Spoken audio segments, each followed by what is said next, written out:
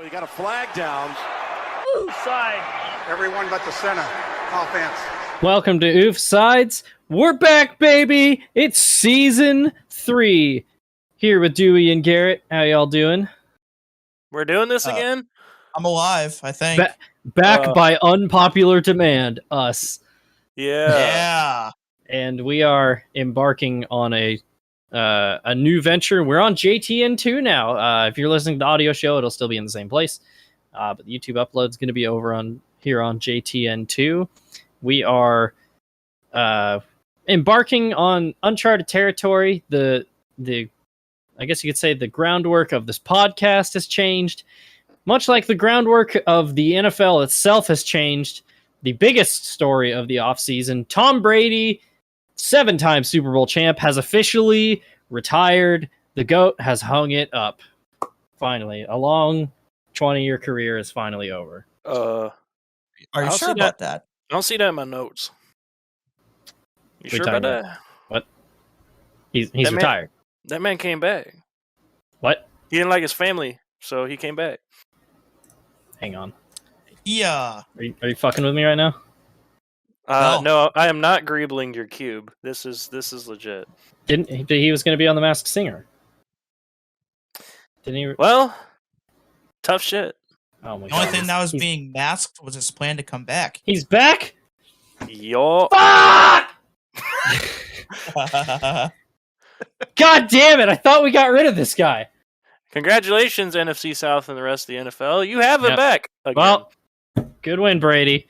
Good. It looks like he's plotted his greatest comeback yet. Anyway, this was a bit. Anyway, biggest news story. Sorry, what were you gonna say? I was just thinking about when he announced that he was coming back. It's just every team is just lining up already saying "good game, good game, good game." Yeah, like getting ready to. And now they're just lining up saying "son of a bitch, son of a bitch, son of a bitch." Yeah, pretty much. All right, continue. So that was the biggest news story of the offseason. Tom Brady retired all the way back in February, and then it got spoiled by Adam Schefter, and I honestly think he came back just to spite Adam Schefter, because literally 40 days later he came back. That would be pretty funny if they interview him in 10 years and oh yeah, I hate that guy. Yeah, and that's why I came back. The other interesting wrinkle in it though was that Bruce Arians retired in that window, and then there's all these reports about there being a beef between Arians and Brady, and as soon as Arians is gone, oh look at that, Brady's back. Oh, funny how that works. Guess who's back? Yeah. So people said the same thing with Brady and Belichick. It's maybe someday if you say it enough times, you'll start to believe it. You know? Yeah. So, honestly, I think this is right here the last run. But I mean, I honestly would not be surprised if he last year, the last decade. Yeah. I mean, he's still a top 5 quarterback in the league. He was arguably the best quarterback last year, and he was 44. Yeah, he drags every team kicking and screaming into the playoffs, huh? Yeah. So, and it was funny because there were so many free agents that were considering leaving, and then as soon as Brady came back, people like Leonard Fournette, and I think there's one guy on the defense, all immediately re-signed, and they're like, "Oh hell yeah, we're doing this again!" Yeah, another ring, baby. Yeah. So that was that. Brady's back. Part of me thinks that this is the last year, but I also think it would be really funny if he just hung around for another 5 years. So I would not be opposed. Yeah. One quarterback who's not staying in the same place, though, the power struggle between Russell Wilson and Pete Carroll is finally over, and Russell Wilson has been traded to the Denver Broncos. And you know who got the Seahawks got in return? Oh yeah, that's right. Drew Lock, the Vision, and Noah Fant, but yeah. Yeah, we don't look Seahawks at that out here trading a Hall of Fame starting quarterback for a guy that's going to back up Geno Smith in the year of our Lord 2022. Yeah. Oh yeah. They traded for a dude that's not even starting. Look at that. Yeah. There were some draft picks thrown in there too, but yeah, that's the immediate effect of all that. Nope, only focus on quarterback carousel. True, yeah. So that kicked off the incredibly exciting quarterback controversy or quarterback battle of Geno Smith versus Drew Lock. And it was funny because there was this anonymous poll done by like every single coach, including like coordinators and positional coaches and everything in the NFL. And they basically did like a tier ranking a tier list of every single quarterback in the NFL. And they ranked, I think, 35 of them. And do you want to know who quarterbacks 34 and 35 on that list were? Geno Smith and Drew Lock. Yep. So, according to the NFL coaches, the Seahawks have literally the 2 worst quarterbacks in the league. So that's saying a lot. Yeah. But yeah, I think it's Pete Carroll's fetish to win 9 games with Geno Smith as his starting quarterback. So surprisingly, to assume they'll get to 9 because I don't even think they're going to get to like 6. Well, it's funny because like everybody thought DK Metcalf was out, but he signed like this big extension to stay in Seattle, and I'm like, all right, they probably got a good plan, but to convince him to stay, but it's not looking great right now. So I can't imagine either of those two being the starter for more than a year. Like, yeah, I don't know. I think it's purely gonna be one unhappy camper if that's a long-term thing. Yeah, I think they're purely a bridge quarterback, and with all those first-round picks, they can go get a quarterback in next year's draft. So, or the year after that, or whatever. Or even trade up for one. Just something. That, or even if they want to trade for somebody, they have the capital to to trade for somebody big who could be a free agent next year. So, or not be a free agent, but looking at their way out. The guy who everybody thought was going to go to Denver was Aaron Rodgers. He stayed put, but his receiver did not, because Devonte Adams is now a Las Vegas Raider. He asked for his way out. He wanted to go play with Derek Carr more than Aaron Rodgers, which is kind of crazy to think about. Yeah, the all-star quarterback. Yeah. There was a really funny back and forth thing where they were asking Devonte Adams about that, and he said, or basically that he was going from Hall of Famer to Hall of Famer. And then they asked Rodgers about going from Devonte Adams to Alan Lazard, and he said the same thing. I was like, all right, that's pretty cool. I love a good jab. Oh, yeah. The other Aaron big Rodgers name doesn't.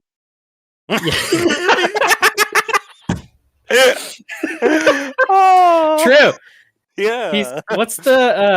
He's just been doing hallucinogenics over the off season. Where was it he went? He was just like out in nature somewhere. What does he do? Oh my god. Rodgers Talk to Joe Rogan. That's about all I know. Yeah. 2 other big name receivers who moved as well were AJ Brown got traded the night of the draft to the Philadelphia Eagles or from the Titans, and Tyreek Hill requested a trade out of Kansas City, and it was a bidding war between the Jets and the Dolphins. He is now in Miami with the Dolphins, and has been gassing up Tua, if you haven't been following Tua and on in this offseason. He described Tua as being, quote, the most accurate quarterback in the league. So I hope he lives up to it, because there's a lot of pressure on him this year. Yeah, and we'll get to that little spoof in a bit. Yeah. Run through every team on this massive list. Yeah. So that was that. It's just been like an ongoing thing. We've got a lot of salty Tua as well. And somebody do we want to talk about something else salty that went on with the Dolphins? I was just gonna segue right into that, because the Dolphins' former head coach, Brian Flores, who I don't know if we ever did an episode talking about him getting fired, because it was a surprise to everybody. And then we kind of found out why. And there's a lot of details to this, and maybe we'll have to come back on like a slow news week and talk more about this. But essentially the TLDR is that Brian Flores was fired by the Dolphins at the end of 2 consecutive winning seasons where they barely missed out on the playoffs. And then Flores sued the NFL for not racial profiling, but basically, I don't know how to word what I'm trying to say, but it all got kicked off because Bill Belichick texted the wrong Brian in his phone. Part of me thinks it was intentional, because the Dolphins just so happened to be his division rival. But he texted Brian Flores basically congratulating him on getting the New York Giants job. And then Flores responded, was like, "Oh, I'm going to interview with them right now." And then he was like, "Wait, do you think you're talking to Brian Flores or Brian Dable?" And then Belichick was like, "Oh, I'm sorry, I texted the wrong person." And basically what they're alleging is, because of the Rooney Rule, you have to interview a certain number of minority candidates for any coaching position. And what Brian Flores is alleging is that the Giants basically interviewed him with no intention of hiring him because they had already made up their mind on Brian Dable. And this kind of lawsuit is the thing that would get you blackballed from the league. And like, while this whole thing was going on, Mike Tomlin hired him to come coach on the Steelers, which is awesome. But it went another layer deep because Flores accuses Stephen Ross, the owner of the Dolphins, of paying him an extra $100,000 for every game that he lost in 2019. And Flores refused to do that because that's why they got on their hot streak at the end of that year. And so that kind of got him off to a bad standing with the owner. And then there was the allegations that Stephen Ross had been tampering with Tom Brady and Sean Payton, trying to get them to come to the team after 2019. And Flores apparently wanted nothing to do with that, which included a meeting on a boat that he just like dipped from because when he found out what was happening. It's a whole messy situation. The Dolphins got fined for tampering, although it was basically the NFL's way of fining them for like, don't ever say that or don't pay people to lose games, but there's no rule, and the rule like says they can't do that. So they're like, all right, well, we'll fine you for tampering instead, but know what it's actually for. So it's a whole messy situation. Yeah, that's the TLDR of it. Yeah. Interesting note about that lawsuit too. If anybody remembers Steve Wilkes, who was the head coach of the Cardinals for that single year that Josh Rosen was there before they hired Kingsbury, he joined that lawsuit a couple months after it got filed, and I think a former referee did too. Yeah, because I remember when Steve Wilkes got fired, everybody was like, okay, so they basically brought him in to just be a bridge quarterback. It was like what the Texans did last year with David Culley, and then they threw him to the curb and just promoted Lovie Smith. What's funnier about that is the Texans looked like they were going to hire Josh McCown to be their head coach. Like, they looked like they were fully set to do that. And then this lawsuit dropped, and then they went out and hired Lovie Smith, who they had not mentioned a single time and nobody was interviewing almost. And it kind of seemed like a really cynical way of the Texans just be like, oh, look at our minority head coach. We're not doing that. Totally. As they were getting ready to hire somebody who's never coached above high school. So it's crazy, but it unearthed a lot of like ugly secrets in the NFL. So which isn't to say that Josh McCown wouldn't be a bad head coach, but he should probably get a couple of assistant jobs first before immediately just becoming the head coach of a goddamn NFL team. Like, you're skipping a couple too many steps here. Yeah, I believe that you should always hire the person who's most fit for the job, regardless of what color your skin is, right? But the fact that people like Brian Flores and Eric Bieniemy and Byron Leftwich are all getting passed over for head coaching positions, and then meanwhile Josh McCown is in position to get a head coaching job before them, is insane. Again, because he's never coached above high school. I think he could be a great coach, but he's got to put in the work first, like these other guys have. And then you see the guys that got hired this cycle, and there were other coordinators like Nathaniel Hackett, Matt Eberflus, a couple other guys. Like, they were coordinators. They could do decent in their jobs, but it's still interesting though that none of the minority ones that have always been talked about, Jim Caldwell getting any jobs in this cycle. Jim Caldwell got fired for going 9-7, and he can't find a job. He hasn't coached in like 6 years. The Lions owner must have some dirt on him because holy shit, that dude would be at least a top 15, top 20 coach in the NFL right now. Yeah. If employed. It's just a crazy situation. I think the best part about it, though, was when Hugh Jackson tried to jump in on it, and it was like, oh, yeah, the Browns also paid me to lose games. And they were like, really? And he was like, no. So, and then he accidentally admitted tax fraud, which was funny also. And now he's coaching at Grambling State. Yeah. Good old Hugh Jackson. Yeah, and they just lost very badly in week 1 of college football. So I don't think you needed to pay Hugh Jackson to lose extra games, is what I'm getting at. Well, So- no, well, if we're being honest, he already was being paid to lose games. Yeah, they were going to lose anyway. So Yeah. might as well pay him to fill this void. I mean, the fact, like, if Brian Flores got fired after consecutive winning seasons, Hugh Jackson went 1-15, kept hhis job, went 0-16, and then kept his job again. You can't complain about that. No, like, he had some of the best job security in the NFL. And I think the Browns were like 2-5 when he got fired. So they fired him when he had double the amount of wins they had over the previous 2 years combined. Yeah. I love Hugh Jackson. Oh, man. I miss him. Speaking of the Browns, though. Yeah, let's spin this into another Browns controversy. So, again, last season, y'all watched me basically lose my shit as the Browns basically just kept letting an injured Baker Mayfield embarrass himself and sink the team's playoff chances week after week. And I said for like 2 months, just put the guy on fucking ER and start Case Keenum, right? Part of me still thinks the team did that to justify getting rid of him because as soon as they were eliminated from playoff contention, they benched him for week 18. And it became clear afterwards because the Browns were toying around with the idea of moving on from Baker Mayfield, which I get. You know, there's a lot of things that you can criticize Baker Mayfield for. You could argue that he's not turned out to be what the Browns invested in him, right? But the way they went about it to basically tell him, oh yeah, we're totally fine with you being our starting quarterback unless we get somebody who's elite, which is basically like telling your girlfriend that you'd only dump her for a supermodel. Still not a good thing to say. Either make a decision, move on from the guy, or keep him. You know, don't play this half in, half out game.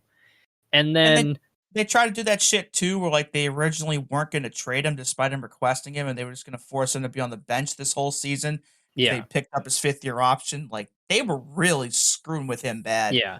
And then the leaked news report that came out that's or somebody within the organization said they, quote, wanted an adult at quarterback. Which, again, you could criticize Baker Mayfield for being immature with the media sometimes, but how the fuck can you say that and then go and pursue Deshaun Watson, who last time we had talked about him had been sued by, I think, 12 women, and since then it's gone up like 21 or something. Yeah, it's gone up to 22 now, and the list of women that he contacted in his whole ring is over 60.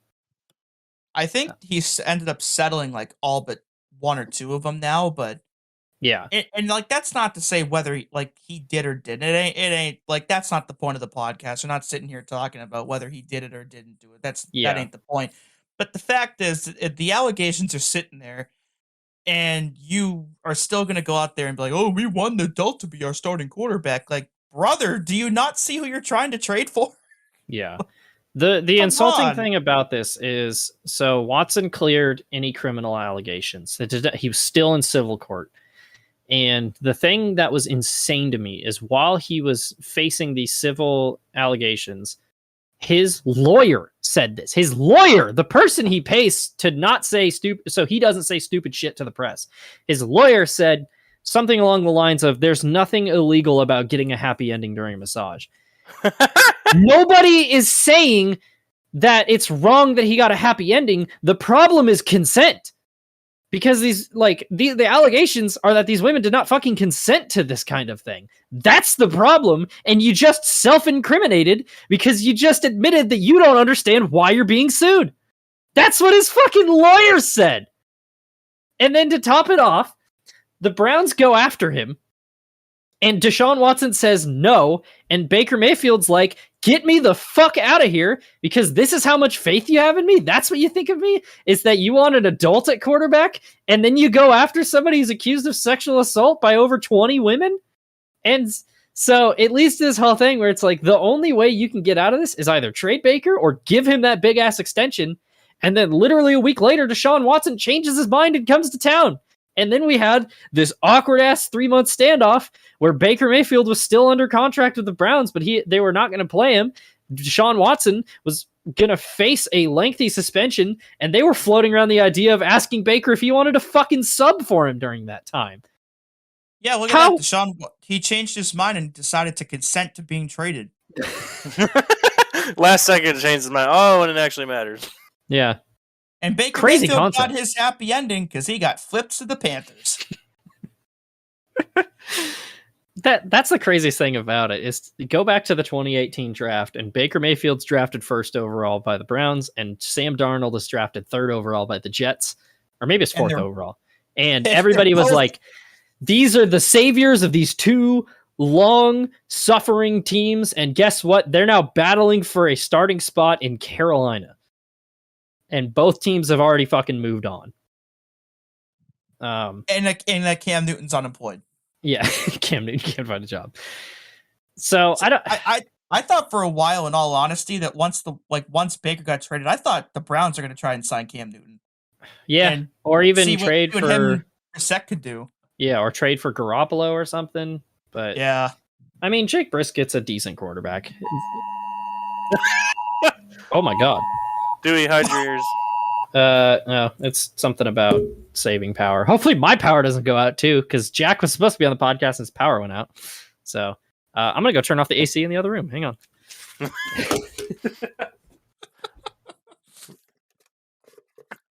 If Matt decides to put this part in the podcast, you are during week 1 break. Hide your wife, hide your kids. We gotta save power, man. Yeah. So this is what I'll say about Deshaun Watson, because he's been suspended for 11 games, which is kind of a joke. The initial suspension was 6. And part of his stipulation to get back onto the field is he has to go through essentially therapy to explain to him why he did what he is alleged to have done is wrong. Because this entire time he has, quote, stood on his innocence, and he does not understand what the problem is of what he's been accused of, and the way he's basically refused to deny what happened. It makes me think that he did it. And like when the 11 game suspension announcement came out, the Browns put out a statement that basically was attributed to Deshaun Watson as to having said it, that said, like, I apologize to everyone involved and I look forward to getting back on the field or something like that. And then when they interviewed him, he said that he still stands on his innocence. And when asked what he was apologizing for, he apologized because so many people seemed triggered by the whole thing. So Deshaun Watson, this is my message to you. Go fuck yourself. I hope you never play in the NFL again. Because part of it, because the NFL can still prevent him from playing if he shows that he doesn't care or didn't learn anything. So I hope we never see him again. Unfortunately, we probably are. But he's a piece of shit, and fuck the Browns for trading for him, and I'm never rooting for them as long as Jimmy Haslam owns the team. So, because this whole situation is disgusting. I gotta say, the Texans handled that whole thing pretty badly too, because any other situation like that, they probably would have just released the guy and wouldn't have thought twice about it. But they knew how good of a quarterback and how much of a talent Deshaun Watson is, and they held on to him because they knew if they traded him, they'd get a shit ton of draft capital. And damn it, the Browns gave up 3 first-round picks for him, and it's only like the second time ever. Not to mention 3 first. I think it was the Herschel Walker trade. Was the only other time that happened. Yeah, like come on, man. Yeah, and the topper on all of it is Deshaun Watson's contract is all guaranteed, and this season's base salary is $1 million. So they structured it in a way that he basically can't be fined anything by the NFL because all of his salary for this year was basically in signing bonuses. So they knew what they were doing. They 100% knew that Deshaun Watson was going to be suspended, and they didn't give a shit because they have no fucking morals. And it's like, I shouldn't be surprised because Jimmy Haslam is literally a felon, but it's disgusting. It pisses me off on such a cerebral level. And the reason this fires me up so much is I fucking loved the Browns, dude. They were like the first team that I truly picked to be my own. And I think back to that 2020 wildcard game and just the amount of joy that brought me from watching. And 2 years later, and I can't fucking stand the team anymore. Like the amount of disillusionment that I felt when this whole thing went down, honestly, left me feeling the same as like some of the worst breakups I've ever gone through. Like it literally left me feeling the same way. Like I genuinely just couldn't believe what was happening. It hurts to put this much faith and like this much energy into cheering somebody on and then have them do shit like this. It's disgusting. So I'm just glad Baker's out of there. I love the dude. I hope he flourishes in Carolina, but fucking fuck the Browns, dude. I hate them now. They are my least favorite team in the league by far. Ugh. And that's saying a lot because Washington exists. Yeah. Oh yeah. And Dewey, what you were saying about how the Browns traded for him, a perfect parallel to that is Matt Araiza, the punter who got drafted by the Bills this year, was accused of doing something obviously not to the scale of what Deshaun Watson has allegedly done, but is much more. It's much more abhorrent and horrendous. And he got cut, and that's because he's a punter. He's not a franchise quarterback.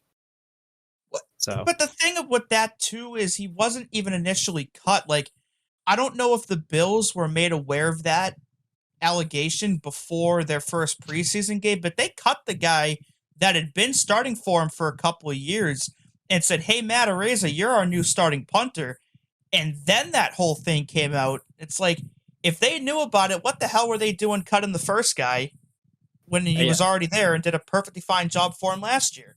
Yeah, the lawsuit was filed like months back, but I think it didn't become public until this. So either somebody failed with their background check, or the Bills were genuinely just caught off guard on this, or they were covering something up. I think they were caught off guard, though. I also feel like there had to have been people that would have known about it, because with how popular he was last year, how was he not the first punter taken in the draft? Yeah, that's another thing too. He was the best punter in college football last year, at least at the FBS level, and he somehow wasn't the first guy taken at that position. Like, somebody somewhere knew something about it. Yeah, so I don't know.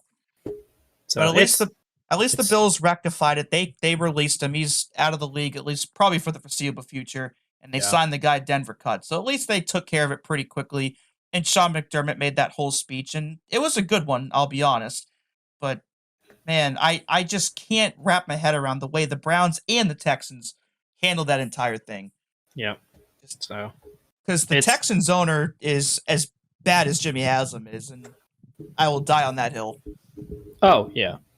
So it just shows who has morals. And it's funny because we're talking about a billionaire having morals, but like, you know, it speaks a lot to the culture of the Buffalo Bills versus the Cleveland Browns. So friendship ended with Cleveland Browns. Buffalo Bills are my new best friend.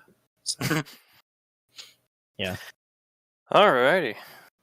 All right, I got that rant out of my system. Because we haven't done an episode basically the entire time this Baker Mayfield thing's been going on. So, but yeah, so that was some of the news. So now we're going to do a team by team preview. We got quick talking points on each team. We're going to go division by division, and then we'll weave in our division champ previews for each one of those, and then maybe give you a quick Super Bowl prediction after that. Starting with the AFC East. One of you guys can read the question. I'll just like. Why don't you start with your team? How do you think the Patriots are going to be this year? See, this is a really loaded question for me because the roster it's pretty much the same roster. I'm gonna miss James White, by the way. I hope he does good things in his retirement. But besides that, the roster is relatively unchanged. Mac Jones. I hope he doesn't have a sophomore slump, but part of me wouldn't even be surprised if it happens. I don't really know where they're gonna go. Because they got a decent defense. They got a couple new weapons. They brought in Devonte Parker from Miami, who obviously became expendable with the Tyreek Hill deal. I don't know how that's going to go. Hopefully well. It wouldn't surprise me if they go like 12-5, but it wouldn't surprise me if they go 7-10. I mean, we'll see what happens. Well, one of the major stories during this preseason was the fact that Bill Belichick only has two other coaches on his roster, which is Joe Judge and Matt Patricia. And Patricia is essentially the de facto offensive coordinator. There's a whole reason why he's not named officially yet. But the Patriots offense has looked horrible in training camp and preseason because I mean, it's showing just how important Josh McDaniels was to the Patriots. So Josh McDaniels was the unsung hero of that coaching staff for the better part of a decade. Yeah. If there's one coach that I trust to get it together and figure this out, it's Bill Belichick, but it's not looking great so far. Now, I don't know if Josh McDaniels, because we can touch on this a bit more later, I don't know how well he'll do as a head coach his second time around with how he did in Denver back in 2009, but at the very least, a top 5 coordinator in the NFL at the time of his hiring by the Raiders. And again, you know, we all saw how Matt Patricia did in Detroit. We all saw how Joe Judge did in New York. Obviously, they're back with the guy that basically made their careers. So maybe they'll, you know, go back to the way they were prior to their head coaching experience. But I don't know, with the way that offense looked in the preseason. Obviously, Mac didn't play that much, but even then, they're still a couple offensive pieces away from really doing something to me. Yeah, unfortunately, I mean, I could see them still making the playoffs, but the AFC is becoming very top heavy very quickly. Yeah, it really is. Bailey Zappi, my beloved, though. True. All right, best backup in the league. Yeah, and with the rest of this division, very interesting headlines as well. Situation with the Jets and Zach Wilson. Year 2, but he just had knee surgery. What, like on August, like the second or third week of August? Like less than a month ago. Yeah. Yeah. So, he's probably not gonna start week 1. But I feel like with his second year, this will be like a make or break year for him. As typically with most quarterbacks in the league, they get drafted this early in the draft and don't perform well. They got some good draft capital, I believe, this year. They got a wide receiver in the form of Garrett Wilson that they can use. And they got some. I don't know what other piece they got in the draft, but I wasn't an offensive piece, like line piece. Or... Breece Hall, the running back, and they also got as well, Sauce Gardner, who has never been scored on in his entire career. Yeah, so they had a pretty solid draft day.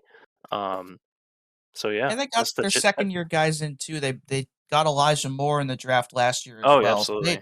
They signed Corey Davis away from the Titans after last season too, but I don't know how that one's going to pan out. But they've got some decent pieces there, and their head coach is a great defensive mind, so I'm sure the defense will be pretty solid. But again, with how top heavy the AFC is, especially now in the East as well, I don't know how long it'll be before they can really start doing something, though.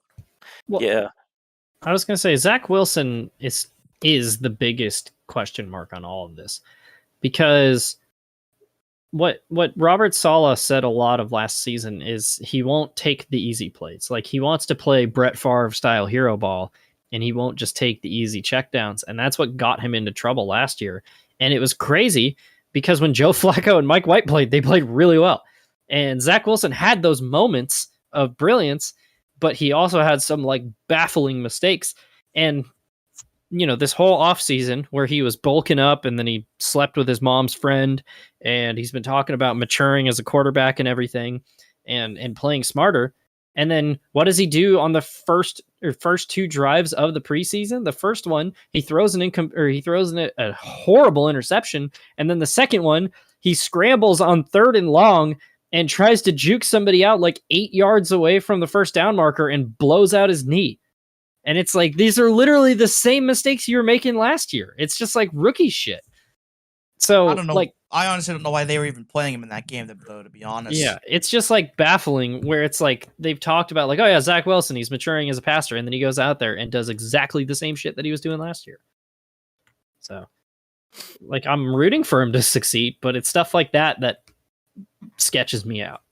So it makes you wonder if, like, I wouldn't say if he has the heart for it, but, you know, maturity wise, you just touched on it. Like, does he really have like what it takes to be a successful starter in the NFL? Because obviously he had it in college, but you know, college is a whole different animal than the NFL is, and that goes for all professional sports, not just football.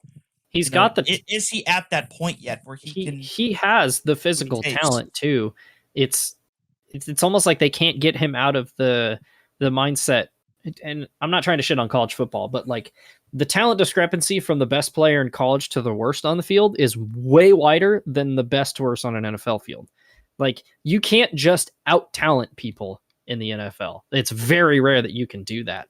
And it's like he doesn't realize that he can't just outrun people or just chuck balls up and his superior teammates are going to go get it, because you're not at BYU anymore.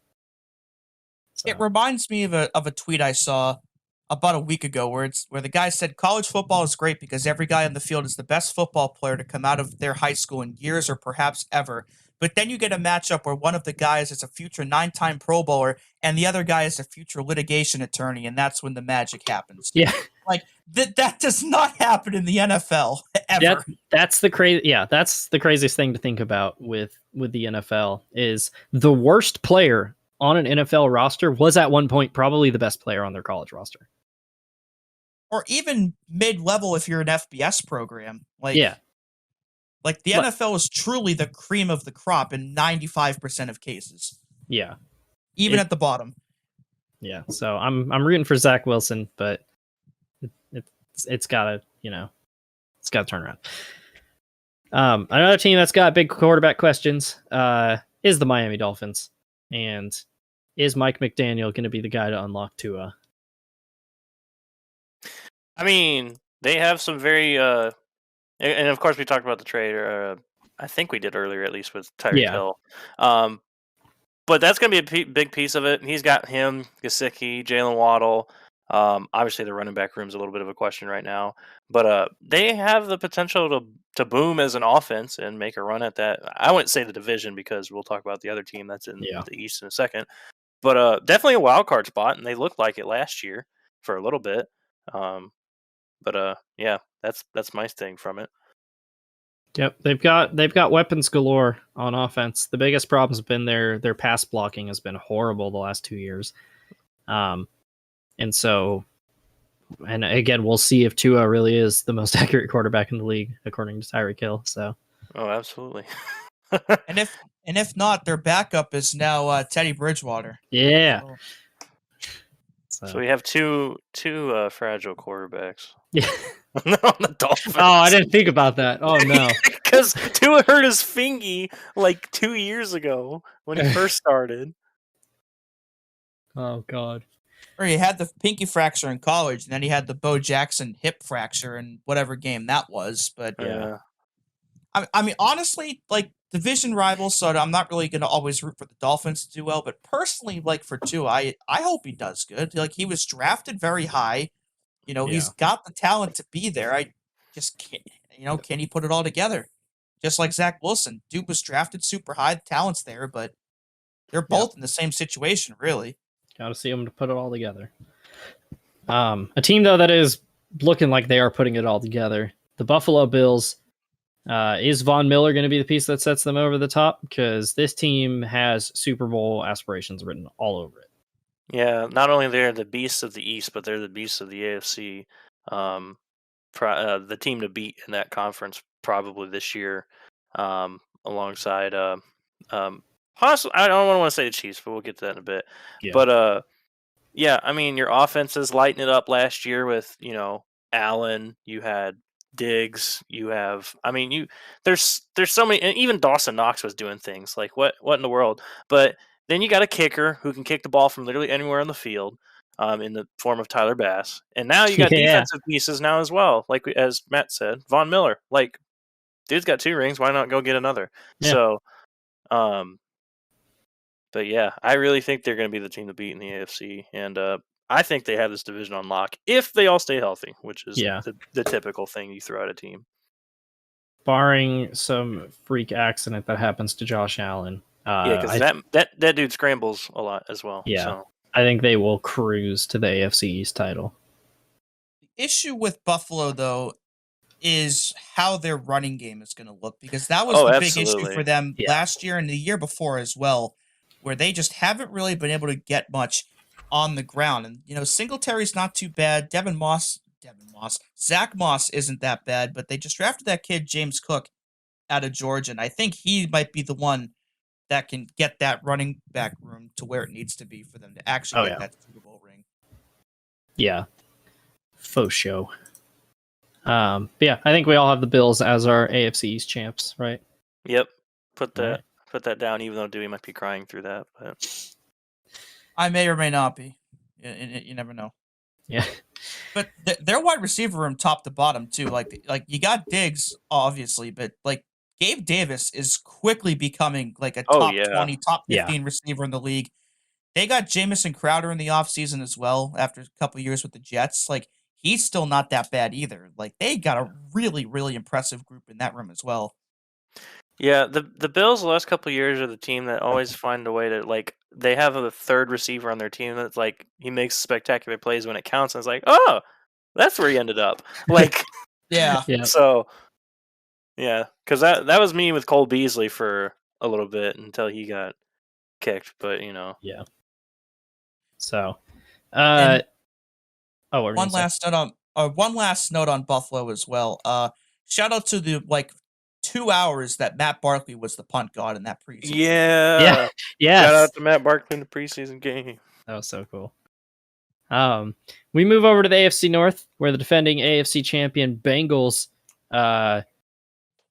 This team is so weird to me because I'm not saying they were a bad team, but their run was very fluky. You know, They were a frisky team. they benefited from Ryan Tannehill melting down in a playoff game, and then Andy Reid refusing to adapt the Chiefs' offense to what their defense was doing. And this is a team that came up clutch in the playoffs, and they just got better. They finally addressed their offensive line, and can this team get back to the Super Bowl? I think that's the easiest question to ask. I mean, honestly, I'm inclined to say yes, because we all saw the biggest issue that the Bengals had last year was by far the offensive line. Yeah. And what did they do in the offseason? They went out and got Lyle Collins from the Cowboys, who's one of the best offensive tackles in the NFL, at least to me. So they've addressed one of the big issues. They went in and got Ted Karras. He's going to be their starting center now, I believe. So they've addressed some of the big issues. They lost CJ Uzoma, but they went out and got Hayden Hurst. So they've kind of plugged some holes they had. They've sitting there with a good kicker, which of course is always important, especially come playoff time. They've got an MVP caliber quarterback. They've got 2 potentially MVP level wide receivers. Like, still a damn good Jamar team. Chase and T. Higgins. Yeah. They much like oh my god, much like the Dolphins, they are loaded at all the skill positions. And again, this is a team that had maybe the worst offensive line in the league, and they got to the Super Bowl and almost won. So, like, Joe Burrow year 3 is going to be scary. I wasn't too set on them, going back, because I was like, come on, that run was fluky. You don't do that. And part of me, I don't know if they will get back, but it's one of those things where if they're like, you don't want to let them be in the game late, because Joe Burrow is clutch. They'll give you a run for your money at the end of the game. Yeah. For lack of better terms, Joe Burrow is a dude. So. He got that dog in him at the end of the game. I think the big thing for the Bengals, like the Bills, honestly, is going to be the running game, because they're going to need Joe Mixon to do what he did again last year. Oh, yeah. For sure. One team that looks like they could, maybe we're going to challenge. So many question marks around this. Is Jake Brisket going to keep the Browns, in the playoff hunt until Deshaun Watson, or I should say when Deshaun Watson returns?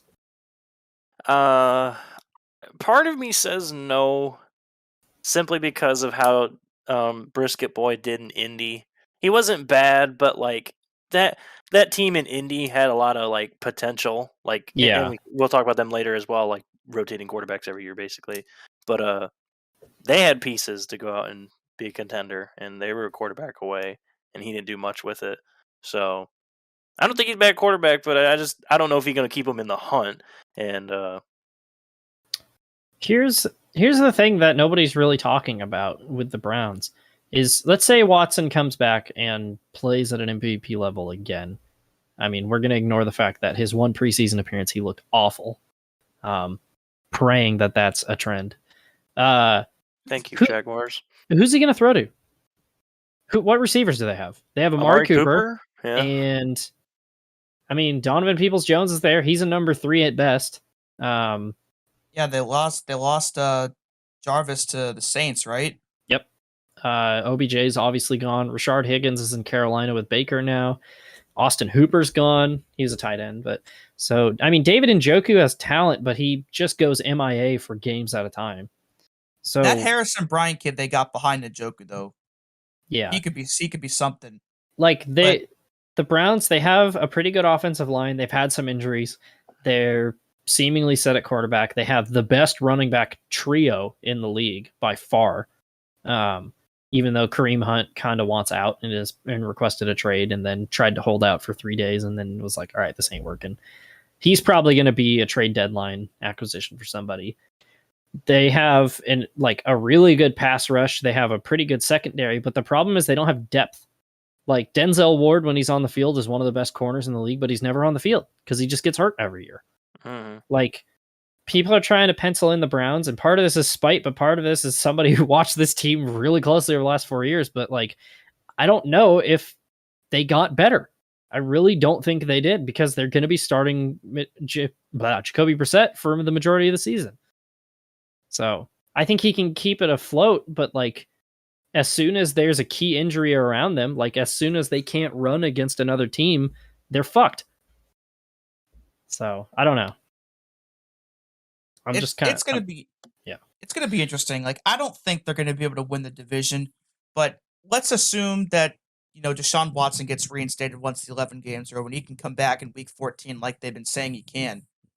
If they can go at least 5-6, maybe 6-5, I think they could maybe sneak into a wild card spot.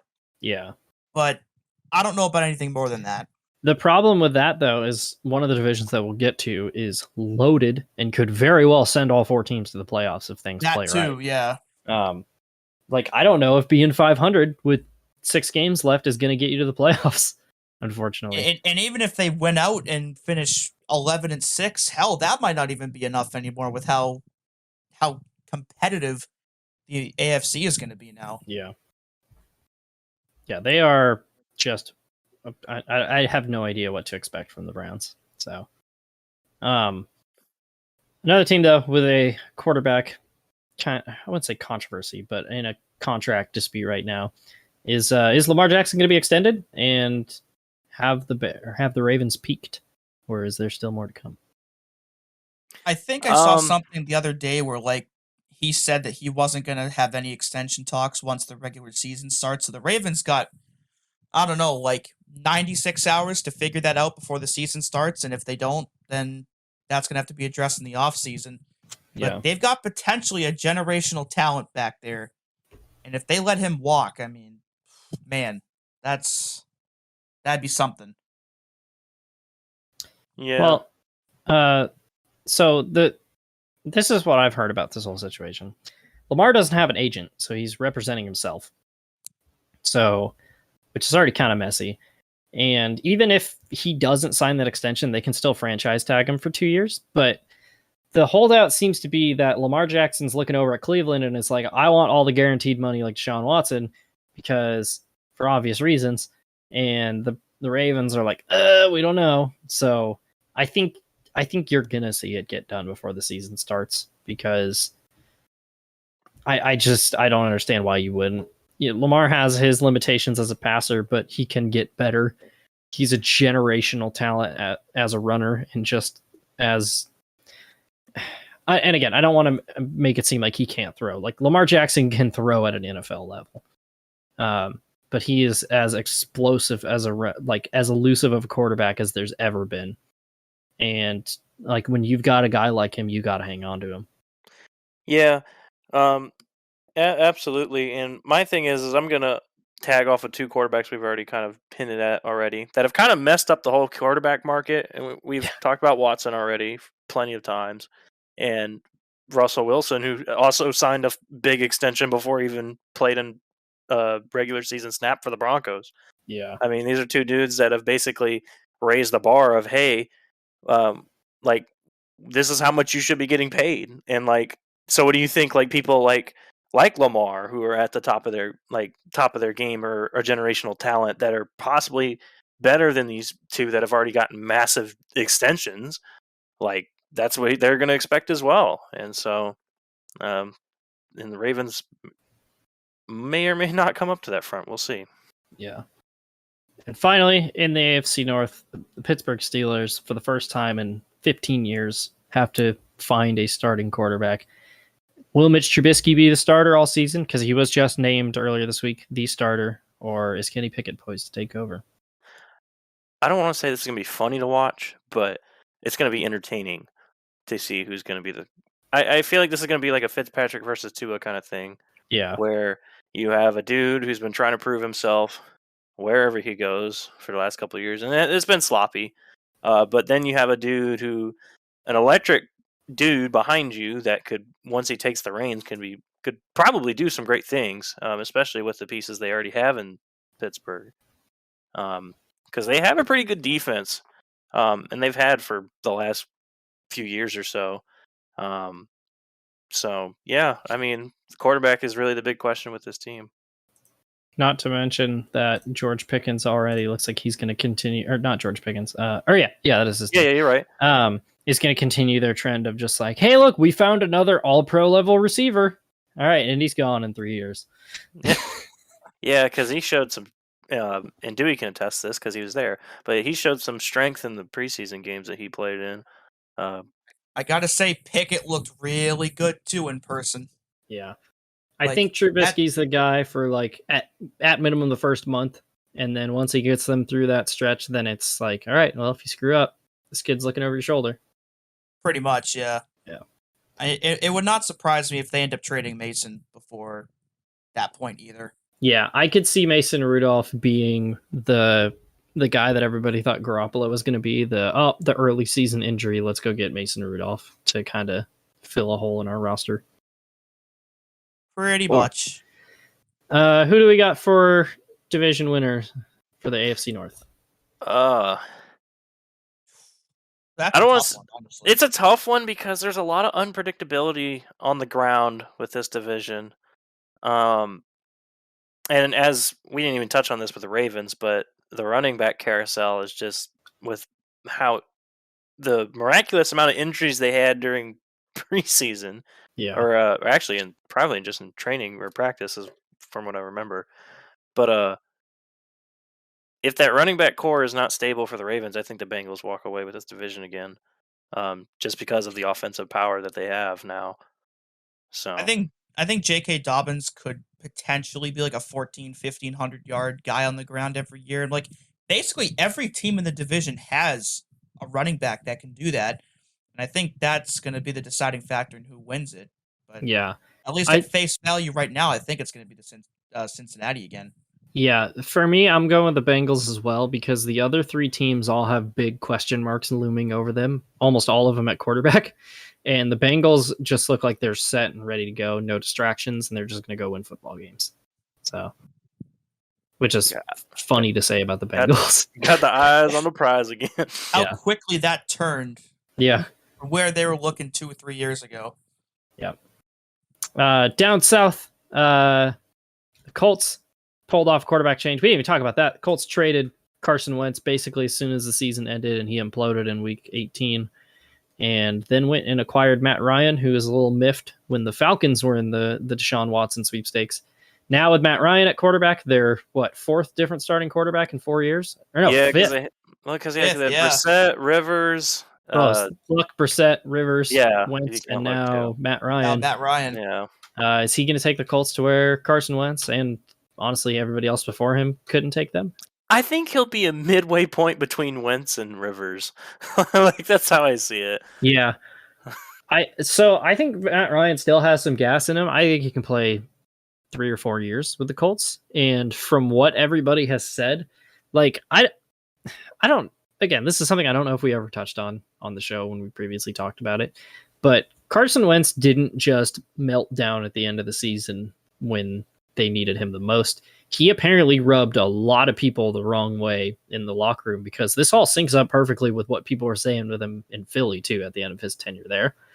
And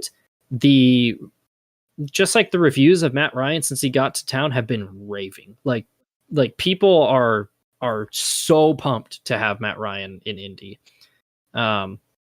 There's still some question marks. I don't really know who they've got at receiver, but like, Yeah. it's Matt freaking Ryan. He's a former MVP. So Yeah, and I think with them as well, they're in a really messy division. yeah. So it's a very easy to win, probably the easiest division to win in football right now. Oh, Oh, for sure. absolutely. It's all for I the mean, taking. there's so many different factors because I think the last maybe 2 or 3 years, Matt Ryan has looked way worse than he actually is because the Falcons have done him negative favors since they lost that Super Bowl. Oh, for sure. I mean, they've had Like- one of the worst pass blocking lines in the league, and Matt Ryan is not very mobile. Like, he is No. a pocket passer. Like, But he's one of the best pocket passers. So if you can give yourself a good offensive line, they'll win you probably 9-10 games without really questioning anything. For sure. And they're sitting there with arguably the best running back in the NFL in Jonathan Taylor. Michael Pittman could easily become a number 1 wide receiver this year. Like, that team, I don't know if I'll say, AFC title game good enough, but definitely a division winning team with how just messy everything is down there. Yeah. Speaking of messy, how about the Jaguars last year? Yeah, we talk about that every week. Experience, baby. The way that Rich Eisen has described Trevor Lawrence after year 1 was unevaluable because Urban Meyer was just that terrible. I know this is framed as, is Trevor Lawrence in for a big jump? I think we can all just agree, yeah.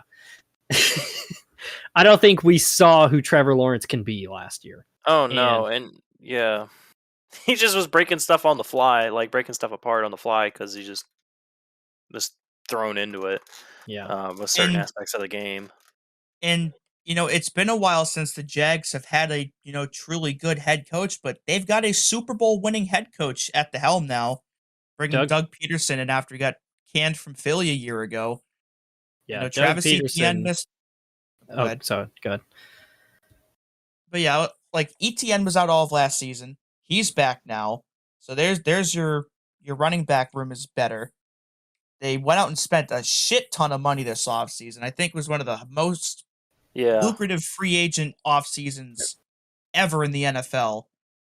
Was Zay Jones? I know they gave Christian Kirk a lot of money. Yeah, there were a couple other guys they went out and got too. Like probably that could actually be a decent enough team this year. Like maybe 500.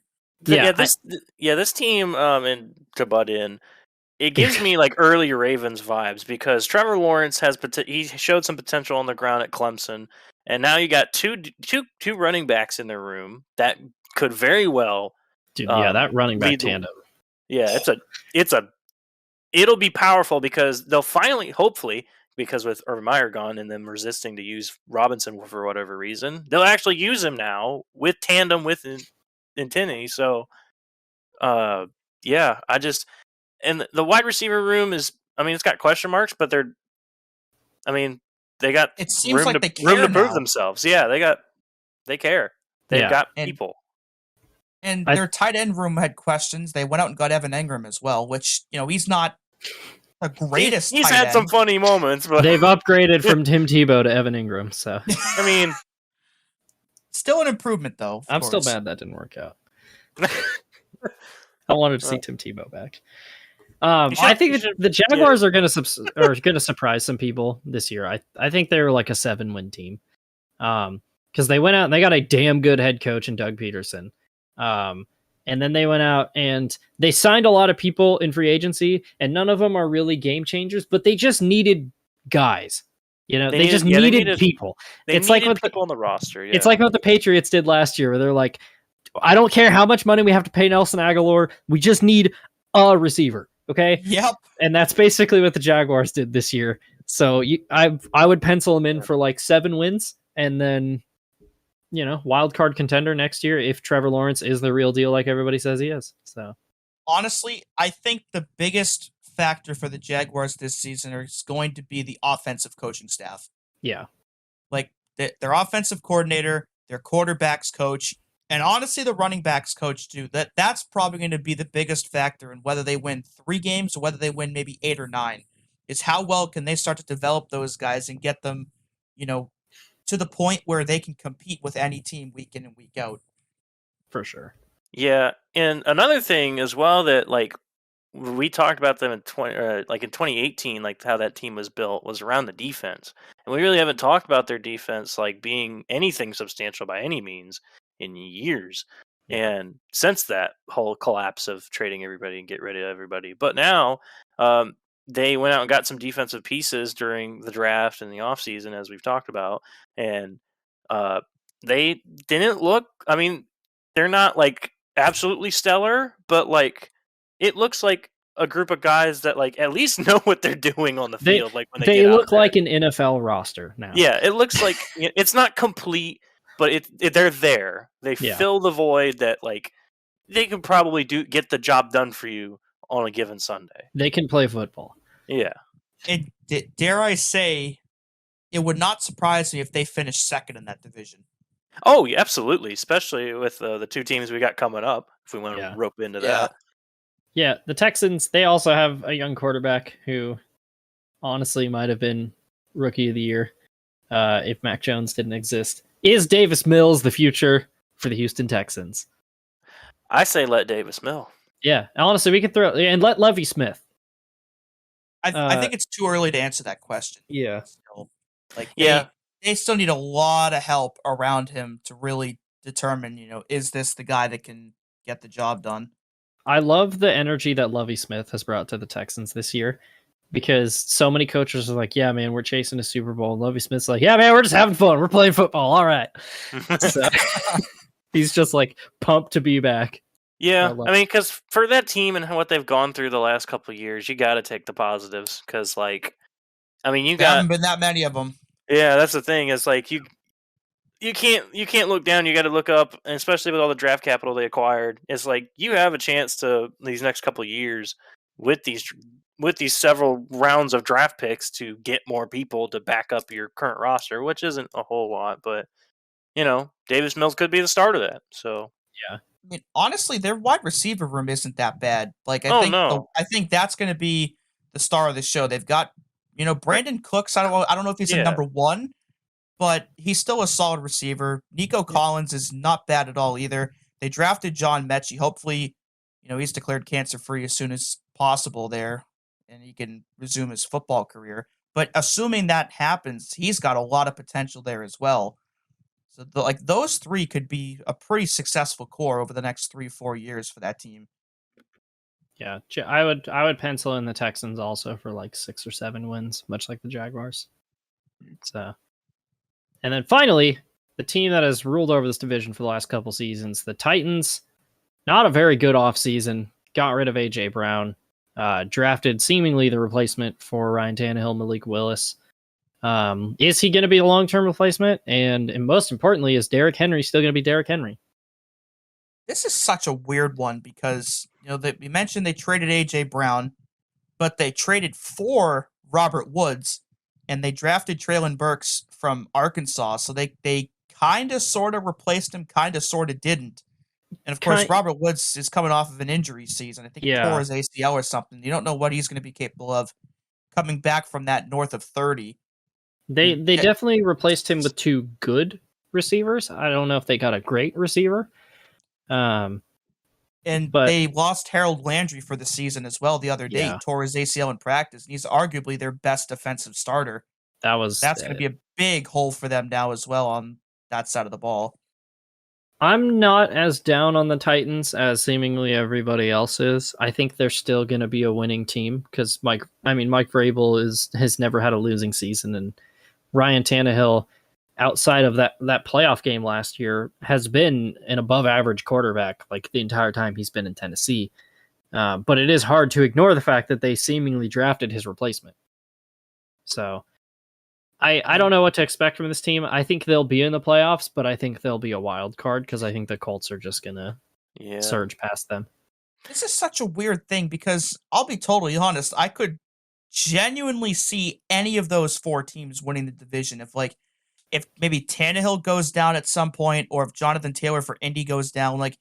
It wouldn't take a lot to get those other 2 teams back into it, maybe even to a division-winning standpoint. Yeah, you're throwing all these teams into a hat and basically drawing one out when the season comes to a close.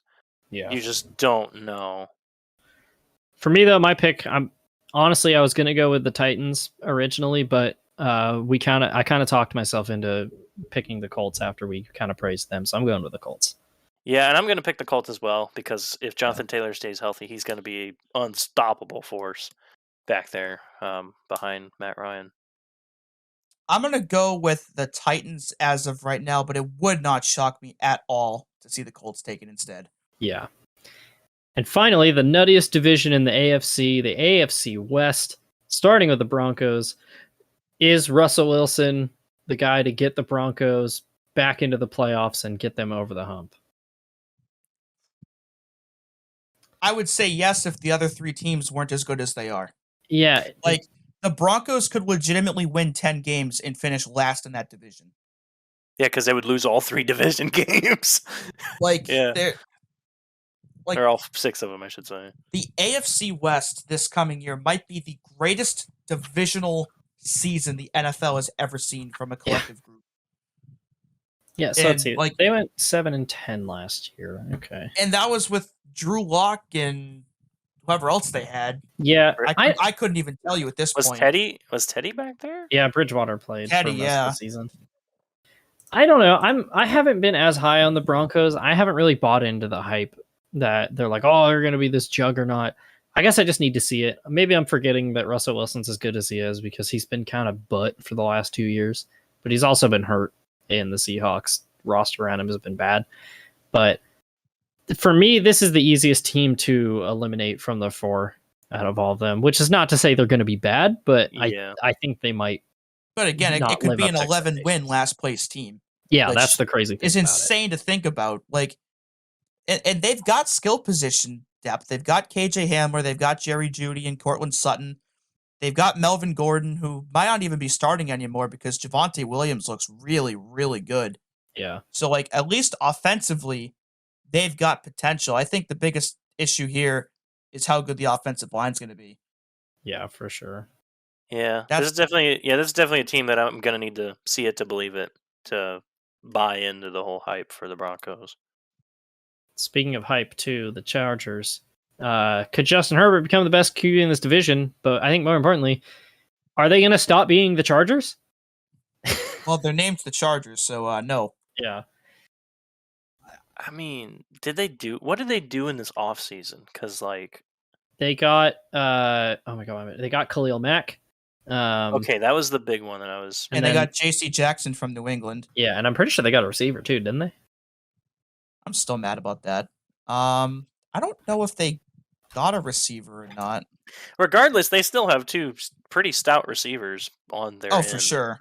Like Keenan Allen and Mike Williams is the other one, I would assume. Yeah, Mike Williams. They're pretty stout in those positions, and you got pretty solid too. Yeah. Yeah, your running back's pretty decent. You got tight end. You got the pieces on offense. Offense. I mean, this is the same thing with the Bills. Is like in regards to like they have potential to take hold of this division, but because they're in one of the toughest divisions in the AFC, it's gonna be harder to do.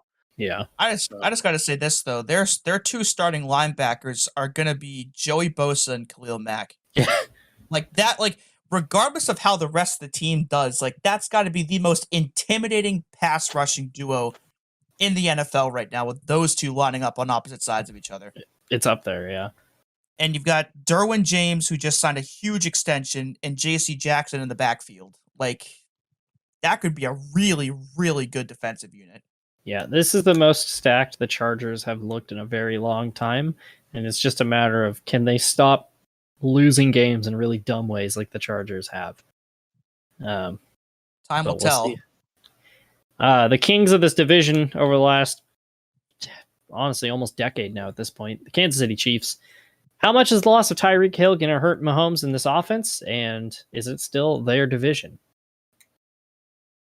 I could very easily still see it being their division, but Hill being gone, like they went out and got Juju Smith-Schuster. They went out and got Valdez-Scantling from Green Bay. They drafted Sky Moore. Like they've got 3 solid guys to replace Tyreek Hill, but the one Tyreek Hill was spectacular the last 5 or 6 years.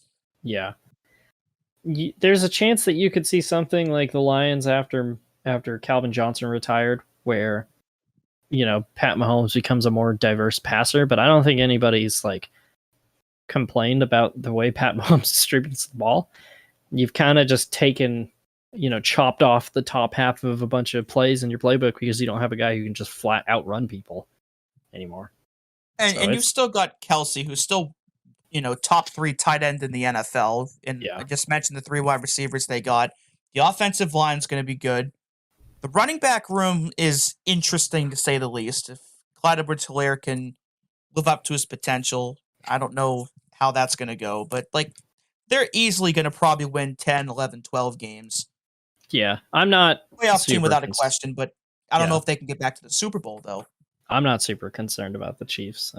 But, there is a little bit of concern, but I'm like, we'll figure it out. Yeah, the Chiefs. And they figure it out quick. Yeah. And their questions have always them. Yeah, and their questions have always, and as well, has been around defense their last couple seasons. Yeah. Is that even though they score an absurd amount of points, the team that they usually face keeps up with them because they keep letting them get back in the game.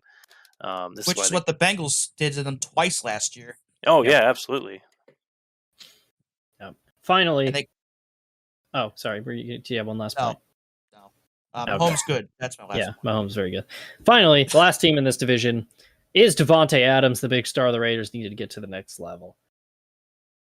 He's not the only signing they made. They went out and got Chandler Jones from the Cardinals. Also, a sneaky great pass rush, Max Crosby and Chandler Jones. Yes. Max Crosby led the league in pressures last season, by the way. And then you have Derek Carr throwing to Devonte Adams, Darren Waller, and Hunter Renfrow, and Josh McDaniels. I think they're going to be pretty good because they made the playoffs last year and all they did was get better. So it's tough because, again, I mentioned it earlier when talking about the Patriots. McDaniels is obviously such a good coordinator, but we saw how his last head coaching experience went, and it was pretty damn bad. Yeah. So I don't know if they're going to look like the Broncos from that era or if he'll put his offensive mind to good use, in which case will the defense suffer as a result of that. So it's obviously it's a very good defensive unit, but it might be a deal with the Chiefs where they might score a lot, but shit, they're going to give up a lot too. Yeah. It's going to be interesting. Who do we got for this division? Shit. I'm going to pick the Chargers. I'm going to ride that electric lightning bolt. Dewey, who you got? You know what? Give me the Raiders. I'm taking the Raiders as well. Nobody picking the Chiefs. That's going to come back and bite us. Oh, yeah, it totally will. I'm sure they'll win it now. Now that nobody picked the Chiefs, now we're going to be... They'll go 14-3, wipe the floor with all these other teams because that's what they do. Yeah. And we'll all look like dumb assholes in about 10 weeks from now. So dumber assholes than usual. Yeah. Dumb and dumber, yeah. And that's the AFC. He spent a good bit on the AFC. Yeah. We're already at an hour. For good reason. Oh, yeah. It's a damn good conference, man. Yeah. It's okay. Most of these teams in this side of things we can kind of through. The NFC East. We didn't even talk about this team getting a new name. The Washington Football Team Commanders.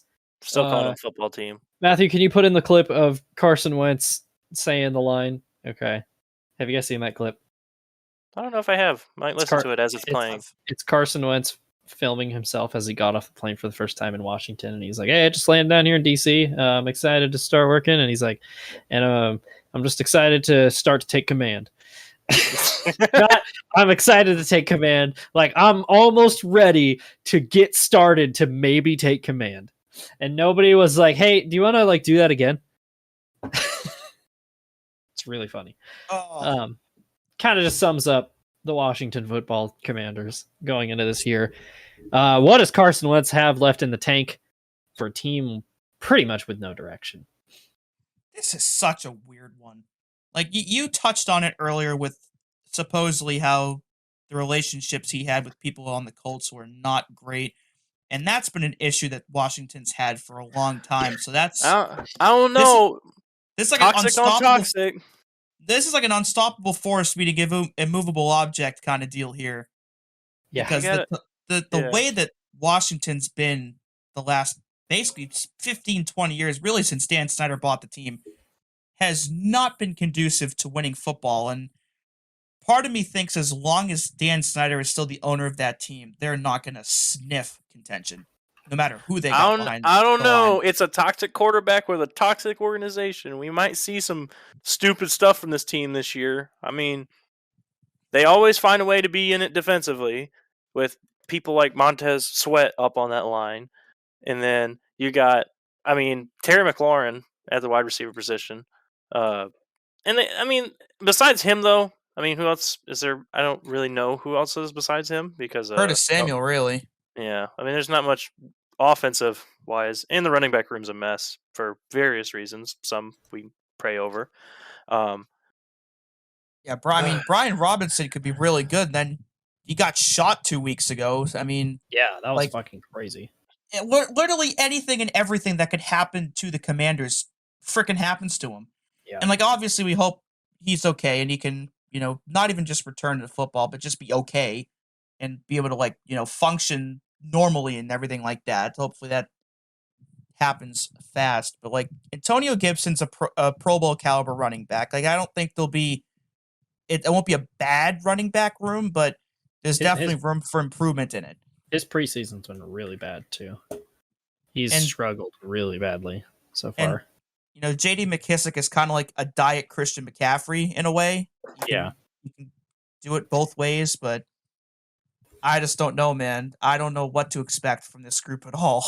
And one of the things that nobody really talked about last year is Washington has 4 first-round picks as their starting defensive linemen. All 4 of them, Jonathan Allen, Daron Payne, Montez Sweat, and Chase Young, all first-round picks, and they were they were the worst third-down defense last season. The worst. That's insane. They underachieved so badly last year after they kind of dominated in 2020. They were one of the best defenses in the league 2 years ago, and then, what the hell happened? They just went bottom up last year, so I don't know. This, honestly, this might be the last chance for Carson Wentz too, at least be a guaranteed starter, And you know what? Sam Howell's right there if, he doesn't play that well. And obviously Heineke's still in that room, but I think if Wentz doesn't play that well, it'd be a good opportunity for them to start Howell a couple of times and see what he's capable of, because obviously he's a rookie. He was pretty good in college. What's this guy got in him? For sure. Next up, defending division champs, Dallas Cowboys. Is this finally going to be the Cowboys make it back to the Super Bowl? I'm just going to say this right now. No. Because 2 reasons. One, the Cowboys got worse this offseason.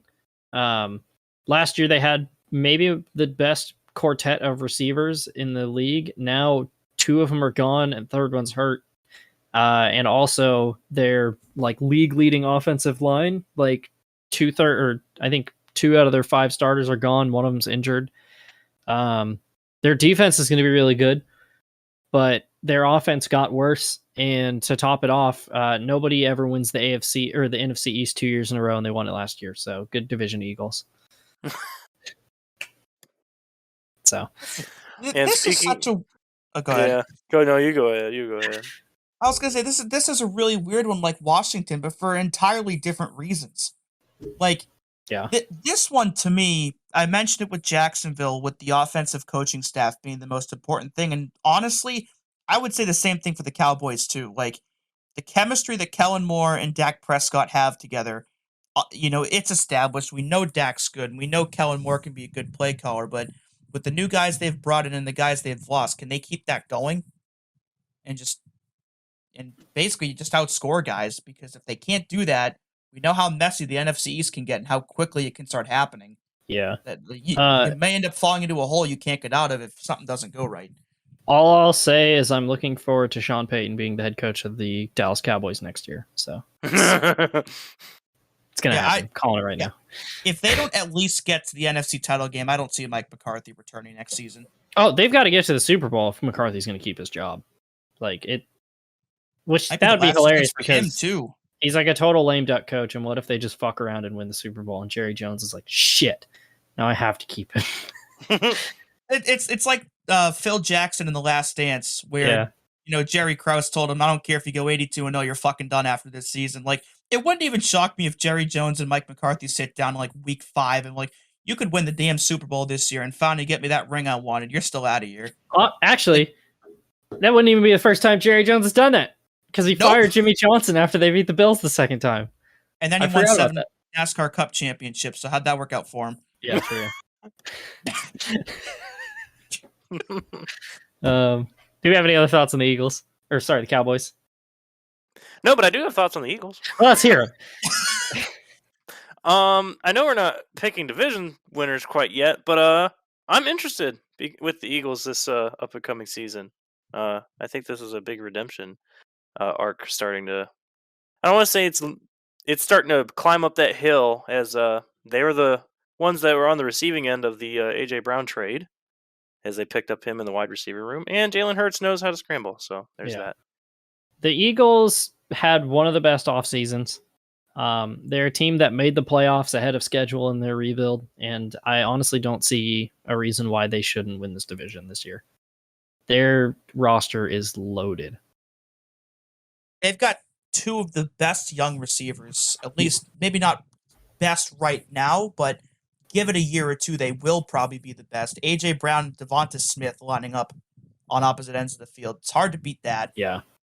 Their offensive line's pretty decent still. They've got some solid guys on the defense. I mean, key here might be Miles Sanders, honestly. And him staying healthy. They have Gardner Minshew. Yeah! Who is living in a bus for all of the offseason. Wait, can we take this real quick? That if the Eagles do win this division and make it to the playoffs and gets hurt, play on the name, in some way, we get to see Gardner Minshew in the playoffs? Hell yes. Not rooting for any injuries, but that'd be cool. No, but I want him to have his Nick Foles arc. Yeah. As long as they don't beat the Patriots doing it, I would not be opposed. I do not need to see that happen again. Speaking of beating the Patriots in the playoffs, the New York Giants. That was a good spin. I like that one. Will Daniel Jones prove he should be a starter, or is he headed for a life of clipboard holding? Honestly, this team, I could easily see them finishing last in division. Here's why. Saquon Barkley has been the most questionable running back. One, he's like McCaffrey, can't stay healthy, but he hasn't been productive when he gets back. Their wide receiver room can't stay healthy either. They had Sterling Shepard and a bunch of other guys as well. They did pick up somebody in the draft. I can't remember his name. If somebody can rattle that. Kayvon Thibodeau. Yes, Kayvon Thibodeau. Yeah, there you go. I don't know. This team weirdly plays close defensive. Like, they have a good defense at sometimes against really weird teams, like the Bears. But, yeah, I would say this. I think Daniel Jones has finally been set free because the Joe Judge regime is gone. The Dave Gettleman regime is gone. The Pat Shurmur regime is gone. You've got a guy in Brian Daboll again. The jury's out still on. No, definitely a play on Joe Judge, but the jury's still out on whether or not he can be a good head coach. But like McDaniels, we know how good of a coordinator he can be. Like, I can definitely see him throwing for maybe 3,500, maybe 4,000 yards tops with Daboll now in his back pocket. But I think the wide receiver room is going to be the determining factor in how that goes, because if they're healthy, that's actually a solid core, but they really can't. Yeah. They are a massive question mark. They could be boom or bust. I mean, the NFC East is stupid. We don't know what Daboll's going to be as a head coach. There's talent, but like Daniel Jones' entire career is just those gifts where you're like, yes, no, shit, no. So who knows? Like, it's honestly tough looking back at it. Like, it's been tough to evaluate him really for his entire career with just how much turnover that team has had since Tom Coughlin retired from there. Like, they can't keep the same group of coaches or staff or anything there longer than like 2 or 3 years. So it's really difficult to evaluate not just the quarterback, but really every position to see who's a fit and who isn't. And so it's just been this hodgepodge for now the better part of a decade trying to figure out what the key is and who's going to be there when they get successful again. Yeah. Who knows? Who do we got for this division? I've got the Eagles. So. I got the Eagles. God, I don't want to pick this. Like, I know I'm going to be wrong in whoever I pick. Well, you can't be the Cowboys. You know the trend. But you got it. Yeah. If you pick the Cowboys, your chances increase. So, or if you don't pick the Cowboys, sorry. Screw it. Give me the Eagles. All right. Might as well. I think they're the safe pick. The NFC North. Are the Bears in for a long rebuild? Or is this a solid team held back by awful coaching? Yes. I think the Bears are up there with a team that we will still talk about for the worst roster in the league. That said, Justin Fields still played really well in preseason. I know it's against second and third stringers. I don't know what the fuck the Bears are doing. They went out and hired Matt Eberflus, who is a defensive-minded coach when they have a young quarterback. It's like the Bears forget that you're supposed to score points. You're not just supposed to prevent other people from scoring points, because this has just been them for 50 years. They're going to be bad, though. I think that's my prediction. It would not surprise me, though, if Darnell Mooney pops off for like 1,600 receiving yards this year. That dude is probably the most underrated wide receiver in the NFL. True. And if him and Fields can get hooked up pretty quick, that could be a damn good duo. Dude, I don't think we really have many other thoughts about the Bears. That's really it. They're not good. Keep them rolling. The Detroit Lions, stars of Hard Knocks this year. They have captured the hearts of millions, including myself. And can Jared Goff lead this team back to relevancy, implying that they were relevant at some point? Or will we see the same old Lions?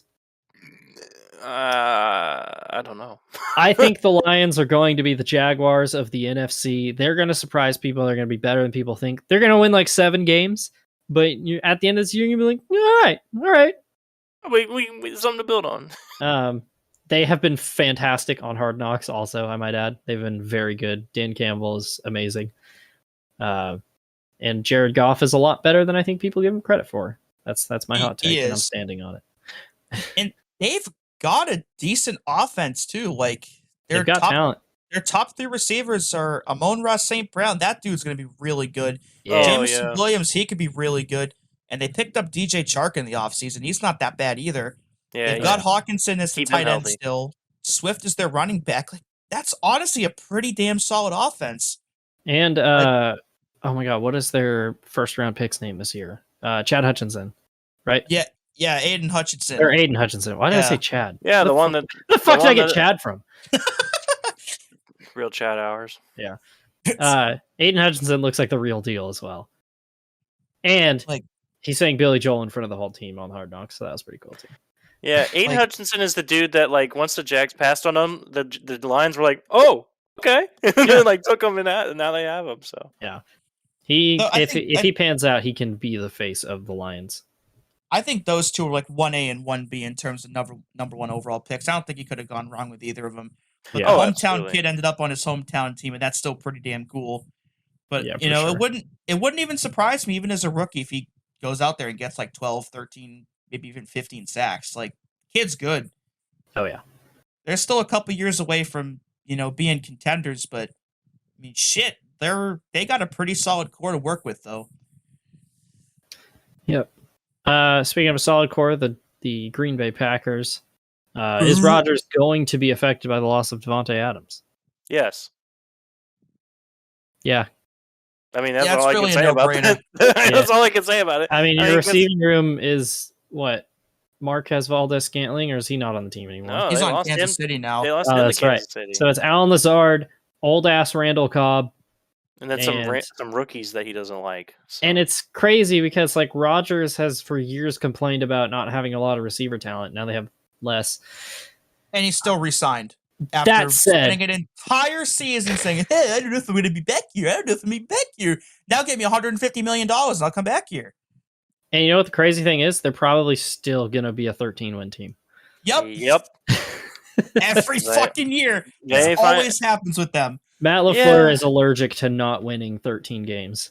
this is a messy. I mean, that's the thing is, it's like a messy division. You just don't know, and the Packers are always going to beat up on the division rivals, so it's a free 6 wins. And Pretty much, and that's really all you need with that division. Yeah. So I don't know if there's much to talk about on the Packers. Nope. Another team where there's not a lot to talk about. The Vikings. Yeah. Well, it's one of those weird things where they changed their head coach and not really much else. Because like usually the new coach comes in and they're like, all right, we're doing things the O'Connell way. And then he was like, no, we'll just keep like Kirk Cousins and Jefferson and Dalvin Cook and this whole team. And we'll just, I don't know, run it back again, I guess. I don't know. But they did get Jalen Reagor. True. Somebody's got to catch like 30 passes for 600 yards on the season. So yeah, they finally have their guy to do that now, so they'll be good. But Jefferson and Thielen still a really good top 2. KJ Osborne's a solid number 3. Dalvin Cook, we know how good he can be, but when healthy, him staying healthy is the big question there. Yeah, Irv Smith missed all of last season, but he's a solid tight end. Cousins, we saw how good he was. It's a solid offensive unit, but not good enough to beat the Packers. Yeah, I think they could be a wild card. Kirk Cousins played really well last year. It was their defense was just some butt-ass shit, and they lost like 8 games by 1 score. So, and they didn't really improve the defense that much either, besides Zadarius Smith, who obviously is a very solid player, but they need more help than that.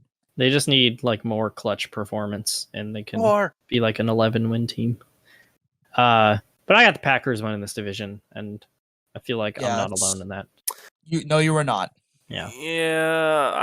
As much as I want to pick literally any other team, I think the Packers are going to just find a way. Yeah. The NFC South, my entire prediction for this division was thrown out of because I very recently, about an hour ago, found out that Tom Brady has in fact not retired. So, can the 45-year-old Tom Brady lead this team back to the promised land? Let's all say in unison. Ready? 1, 2, 3. Yes. Coordination not there, but we got the point. Close enough. I mean, this is like the best roster in the league with the best quarterback in the league, who's 45 and he's still this fucking good. Pisses me off. Most people get old. Tom Brady apparently doesn't. Yeah, I mean, just pencil him in for the playoffs. Whatever. I'm less than half his age, and I still can't do shit. Yeah. I'm 27, and I'm dealing with a hip injury right now. Like, that's where I'm at. And I also want to point out with this team as well, Gronk retired again, which obviously from a personal standpoint of Brady to Gronk, that'll affect them a little bit. Wait for week 11. But Cameron Brate isn't a terrible tight end. Like that'll still be decent. Yeah. And if it means anything as well, Julio Jones is going to be their number 4 wide receiver. If you had said that about 5 years ago, you'd be like, wow, that's a stacked roster. What the fuck? Yeah, just give it like until week 12 or after Thanksgiving when Julian Edelman and Gronk are back. So like they got Evans, they got, Godwin still. Russell Gage they picked up from Atlanta. That's a sneaky good signing for them. I don't think anybody really talked about that at all. They got Julio Jones because that whole thing with the Titans did not pan out at all. Solid running backs. It's Brady. Yeah. Ain't much else. And to touch on Jones for a second, I really think he gives me some Antonio Brown vibes. Like he'll do a little bit in the regular season, but he'll like pop off if they make the playoffs. Oh yeah. Like I can see it with how, Jones steps up to the plate. But we'll have to see if he's good. Better than how he was last season with his injury at the start of the season and his production after that. And they've got one of the best secondaries in the NFL. They've got Shaq Barrett and Devonte Adams still lining up beside each other. Mm-hmm. Yeah. I mean, they've got the best nose tackle in the league, Vita Vea. They got some solid defensive ends. Like, this is still a really, really good team. The only issue is the amount of offensive line injuries they have had in the preseason. Yeah. They had 3 or 4 guys go down in the span of about a week that were all projected to be starters. So they got to get that fixed up quick. Especially with Brady's 45, and he didn't even move that much, and he was 25. Yeah, so, he was already not a mobile quarterback, and Yeah. now he's Yeah. like gonna be on AARP in 10 years. And that's the thing too, is like he gets hit at this age, he might not come back. He's So just gonna turn to It- dust. It's like he Brett just Favre. falls into the soil or the It's like turf. Brett Favre is last year with the Vikings, dude. We could breathe on him and just break something. So Yeah. who There's, knows? There's this parody sports movie called The Replacements, I think is what it's called. I think that's what it's called. But there's a scene where it's like 80-year-old Rocky is boxing, and he's like geriatric, and he like stumbles into the ring, and the other guy punches him, and he just explodes into a cloud of dust. Oh my god. Speaking of Julio Jones' former team, the Atlanta Falcons have Marcus Mariota and rookie Desmond Ridder as their quarterbacks. Are they the long-term answers, or are they in for another rough year? Well, they have a short-term answer in Mariota because he's going to be the starter, I think, for week 1. Yeah, he'll be the starter until about week 10, and then he gets his inevitable injury, unfortunately. And no disrespect against Mariota, but this is the worst roster in the NFL, I think. Who are the guys on the Falcons? They drafted Drake London this year. Kyle Pitts is top 5 tight end in the NFL, even in his second year. Yeah. Cordarrelle Patterson is still chugging along somehow. Dude's still pretty damn good. It's crazy because like the Falcons are the team that unlocked him, and it just so happens to be on a really shitty team. And they've got like one of the best kickers in the NFL. Young Waku's that dude. Yeah. But that's all that said. I'll give Arthur Smith some credit. Yeah, Arthur Smith deserves credit because he drugged this team to 7 wins last year, which is impressive. But it wouldn't be as bad if Ridley wasn't suspended. Yeah. He's obviously going to be a non-factor this season. Grady Jarrett's really the lone bright spot on the defensive side. And that's about where the good stuff stops at this point. There's just not much to write home about for this team yet. I see their ceiling being 6 or 7 wins again. Yeah, honestly. They overachieved last year and they did not get better, unfortunately. I mean, they lost their 14-year franchise quarterback, and Mariota isn't bad, but he wasn't Matt Ryan, so yeah, yikes. The Carolina Panthers made some news. They acquired Baker Mayfield. Can Baker be the team that takes them to the playoffs, or is a coaching change necessary? This is one of the most intriguing teams this year because I think Baker is a big upgrade over Sam Darnold. That said, this team revolves around Christian McCaffrey, and McCaffrey's gotten hurt 2 years in a row, and it's coincided 2 years in a row with the Panthers getting off to hot starts and then falling apart. I don't know. I think they could win 8 or 9 games. There's some talent on this roster. DJ Moore, Rashard Higgins, obviously McCaffrey, Chuba Hubbard as their backup running back. While we're on this, what the hell happened to Robbie Anderson? Oh, I forgot about Robbie Anderson. He's just crazy. I mean, he had a 1,000-yard season in 2020, and then last year 519. Well, he had Sam Darnold and washed up Cam Newton as his quarterbacks. So, which understandable, but still, it's like. But remember, even Cam's sometimes back. you can. Yeah, I think we'll see a more focused Baker Mayfield. The biggest question is coaching because Matt Rule is coaching for his job this year, and who knows? So I think they could win 9 or 10 games, but they could also win like 6. But they got a decent defensive line. Like Henry Anderson's not too bad. Brian Burns is an underrated defensive end. Yuto Gross-Matos isn't that bad. Like, there are definitely some bright spots on the defensive side, but I mean, I hope Baker does good. I just don't know what their potential is. Like you mentioned, it all relies on McCaffrey at this point, really. Yeah. And whether Matt Rule can stay out of his own way. And finally, New Orleans Saints. Sean Payton shocked the world with his retirement. by retirement, I mean his 1 year vacation before he goes and coaches the Cowboys next year.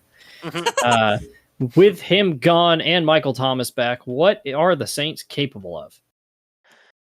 I don't know, because I feel like Sean Payton was the dude that kept this team together in a sense. Yeah, losing Payton is definitely an issue because he is one of the best offensive minds in the NFL. But this team on paper, they have an absolutely stacked defense. I mean, this is a team that held Brady's Bucks at the height of their power last year, scoreless in a primetime game. Jameis Winston's back, and we know what good Jameis Winston can be. Before he got hurt, he was playing incredibly well. Alvin Kamara's back. Michael Thomas is finally back. Jarvis Landry's there. They drafted Chris Olave, too. Yeah.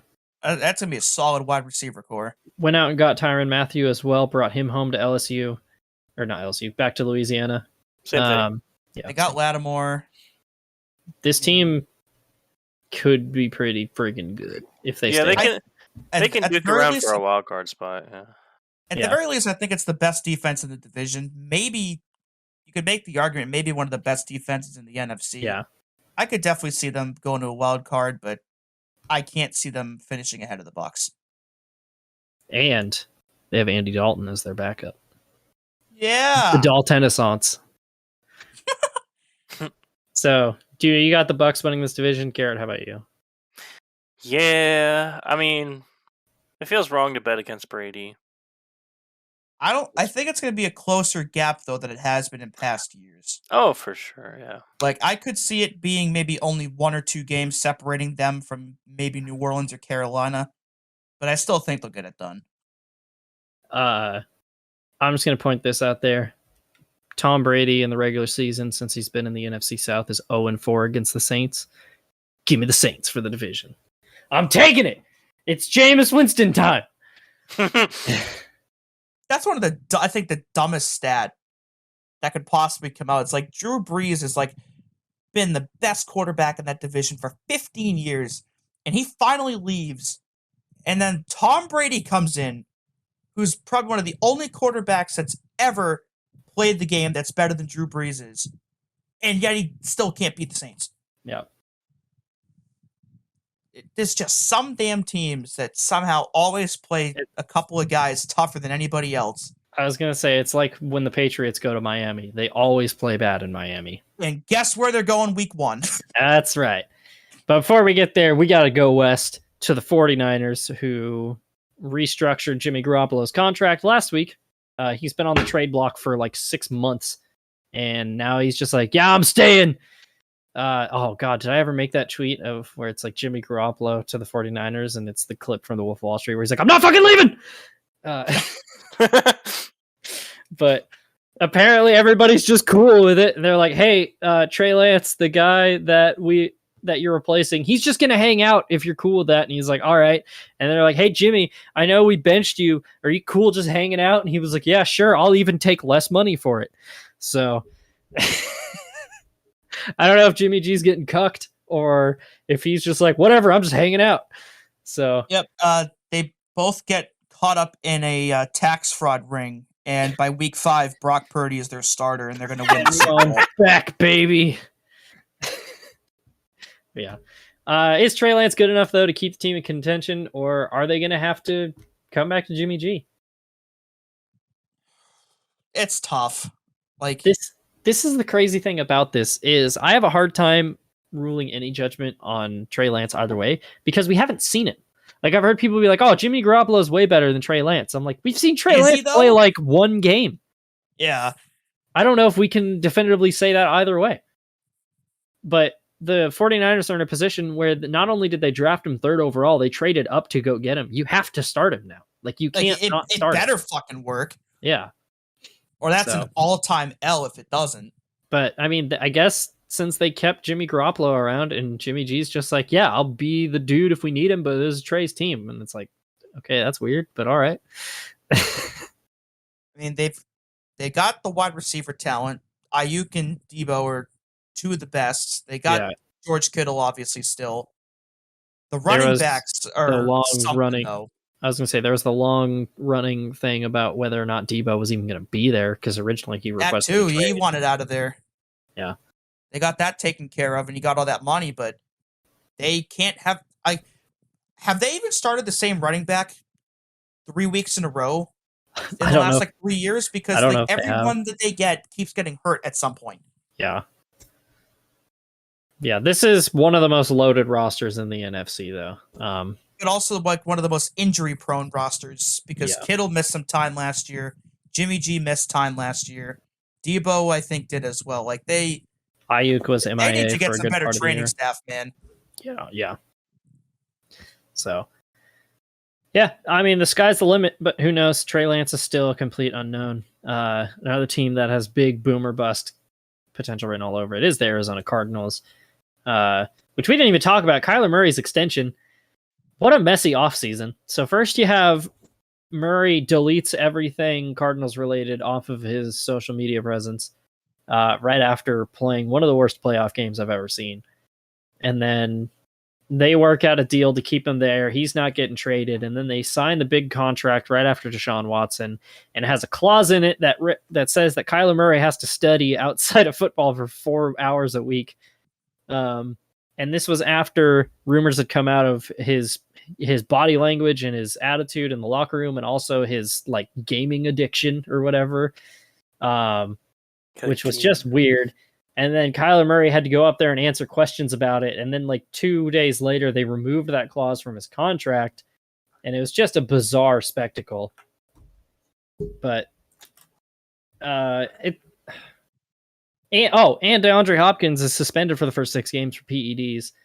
So obviously we're going to ask how much can they improve, but the biggest question is this is a team that falls apart at the end of the year, and they're without their best playmaker on offense. Like, are they going to remain good at the start? Like, what's the word I'm looking for?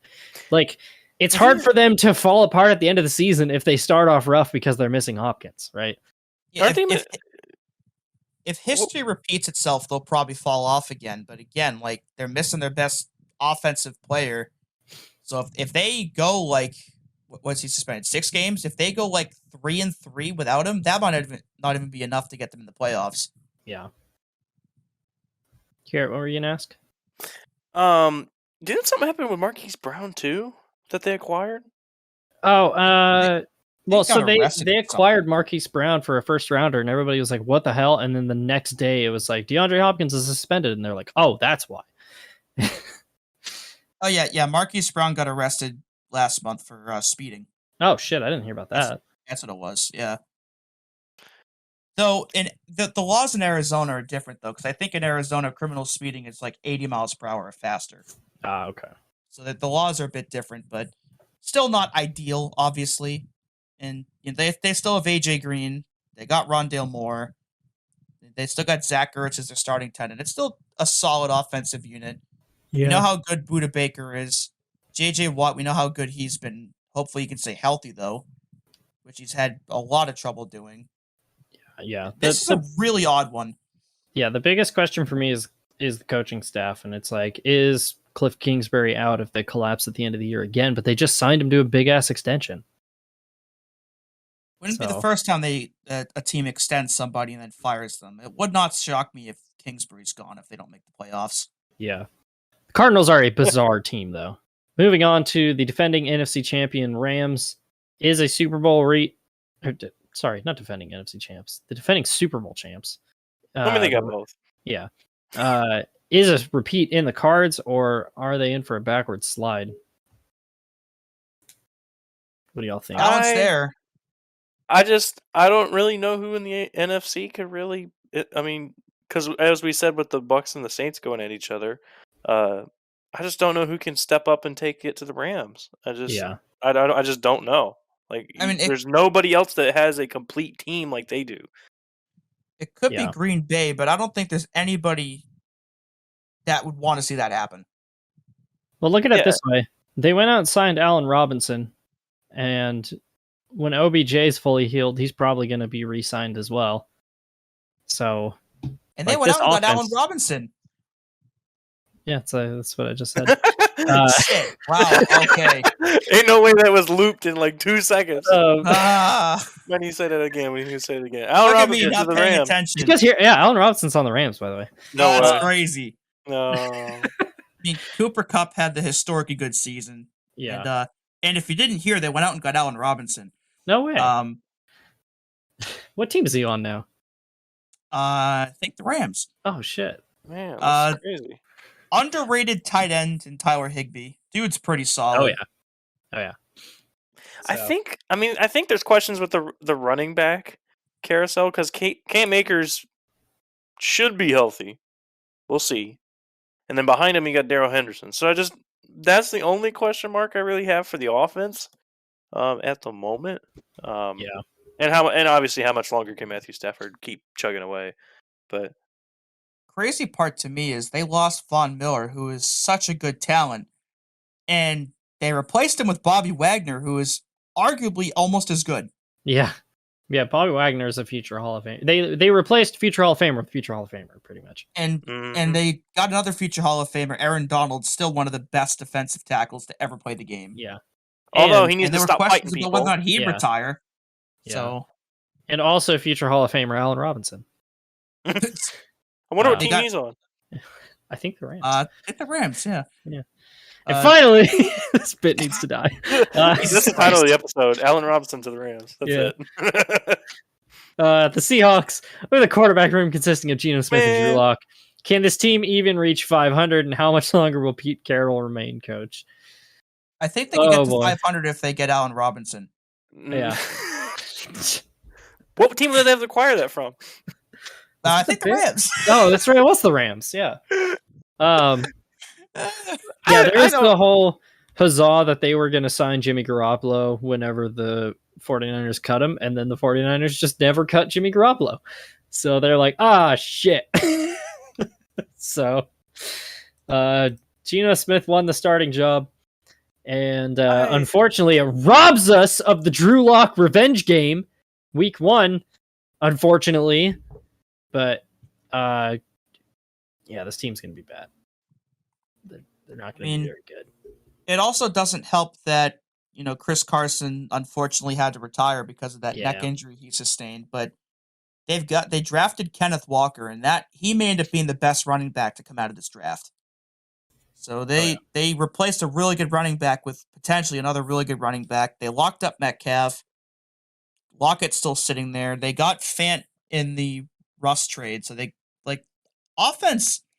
It's not terrible, but they need a better quarterback. Yeah, and I think Geno Smith's a little better than people give him credit for. I don't think he's the worst quarterback in the league. He was all right when he played last year. But it is Pete Carroll's wet dream to win 9 games with Geno Smith as his quarterback. I feel like he wants to challenge himself for once. Yeah. The defense is a big question mark too, which imagine saying that with how good those Legion of Boom teams were. Yeah.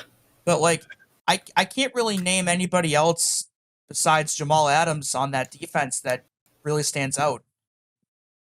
Yeah, unfortunately. They've been pushing the idea of a rebuild back for 6 years, and now it's finally facing them because Russell Wilson's gone. Who do we got winning the West? I'm going with the Rams. You got a pencil in the Rams. Yeah, the Rams have Allen Robinson, so I'm going to go with them. Yeah, I think he's a game changer. Holy shit, they got Allen Robinson. Allen Robinson is going to be fucking number 2 behind Coop. Yeah. So that is our game-by-game prediction, or not game, team-by-team predictions. Shall we get into... no. Actually, let's do our quick Super Bowl predictions. Who do you got? Oh, man. Jaguars, Lions. Here we go. I kind of wish, because those are my top 2 teams, but unfortunately. Sounds like a good Thursday game. Yeah, it sounds like a really good Thursday game. Oh, yeah. It's hard to not pick Bills and Rams for obvious reasons. Yeah. I mean, the Rams have Allen Robinson, and the Bills have literally everything but the running game. Yeah. That they have a chance to prove this season. My dark horse picks to make the AFC or or be the AFC champion would be the Chargers, and on the NFC side, it would probably be, I would say the Saints. That's an interesting one. Dewey, how about you? Man, this is actually pretty tough, but give me the Bills over the Bucks. Ooh, that's a good one. I'm gonna go with the basic bitch one, and I'm gonna pick Bills Rams as well. Basic bitch. Yeah. And what's convenient is Bills Rams is also the first game of the season. It's kicking off this Thursday. Who you guys got? Going with the Bills for no other reason than they're playing at home. They're in LA though. Shit, are they actually? Yeah. Wow, I'm a moron. Well, I'm picking. Holy wow. Okay, well, I'm gonna go with the Rams for the sole reason that they're at home. Nah, I'm gonna pick the Bills because they're at home. See, this is the interesting thing. If this game was in Buffalo, 100% Bills, but because it's in LA, I'm like, could go either way. It's a coin flip. Yeah. And for any future listeners, I'm not high right now. I'm just stupid. I'm gonna take the Bills as well. So finally, or not finally. What the fuck am I talking about here? Finally, yeah. Let's see this another divisional matchup. My stupidity is rubbing off. Underrated division rivalry: Saints Falcons. I think this is an easy win for the Saints. Yeah, same. I'm Agreed. going Saints. Yep. Hopefully, with that game, we get to see Ritter out on the field because if they get clapped so hard, they're going to put their backup in. Yeah. The Baker Mayfield revenge game. The Browns travel to Carolina to visit Baker in his new town. Who you guys got? I'm going to pick the Panthers because the Browns haven't won a first game of the season in like a decade. That's a very good pick. I'm going to lock the Panthers. I knew it. There you go. I don't care what the fuck happens the rest of the year. I want Baker to just fucking destroy the Panthers week or the Browns week 1. Yeah, give me the Panthers. I think it'll be a close game, but the Panthers will get it done. Yeah. Oh baby, this one's gonna be tough. It's 49ers versus the Bears. This has some barn burner energy. Yeah. I'm gonna take the daring pick and say the 49ers are gonna win. I'm going to pick the 49ers, too. That's not too far-fetched. You know what? Rookie coach in his first home game. No. Give me the Bears. No, not a Bears pick. Even after they traded Allen Robinson. Steelers, Bengals. I don't know because the way that the Steelers left the playoffs last year has me thinking that this will be a revenge game for them. But still, give me the Bengals just because they're hot. Yeah, they've beat the Steelers 3 times in a row now. Yeah, like make it 4 Bongles. Bongles. Oh no, we can't unanimously pick the Bongles, can we? Oh no.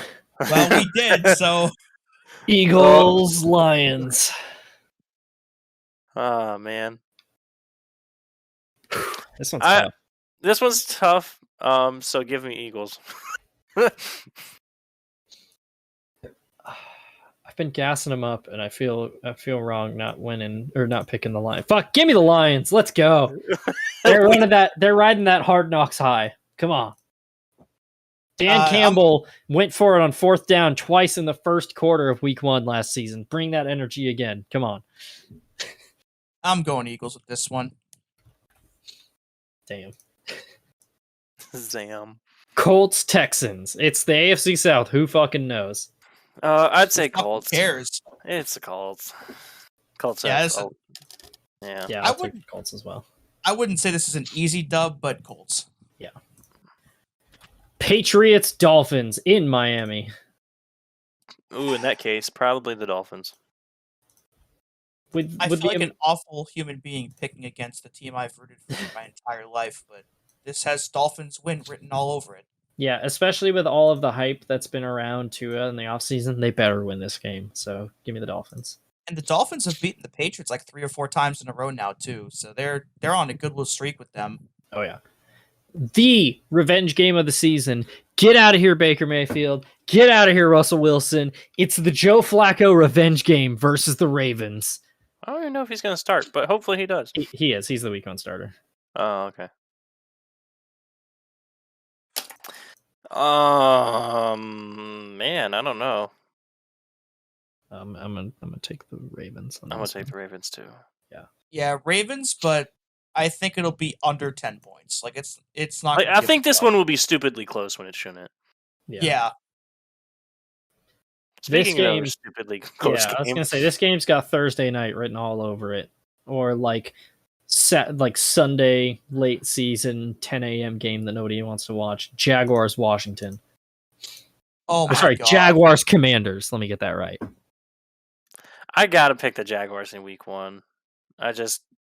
They either win they either do a first game, last game win, and that's it. I mean, I just don't know, but we'll see. Yeah. Hopefully, they're not satisfied with just one win this time. I'm gonna take the Jags as well. The Commanders are a mess. Give me the Jags. Oh no! Now they're gonna lose because we all picked them.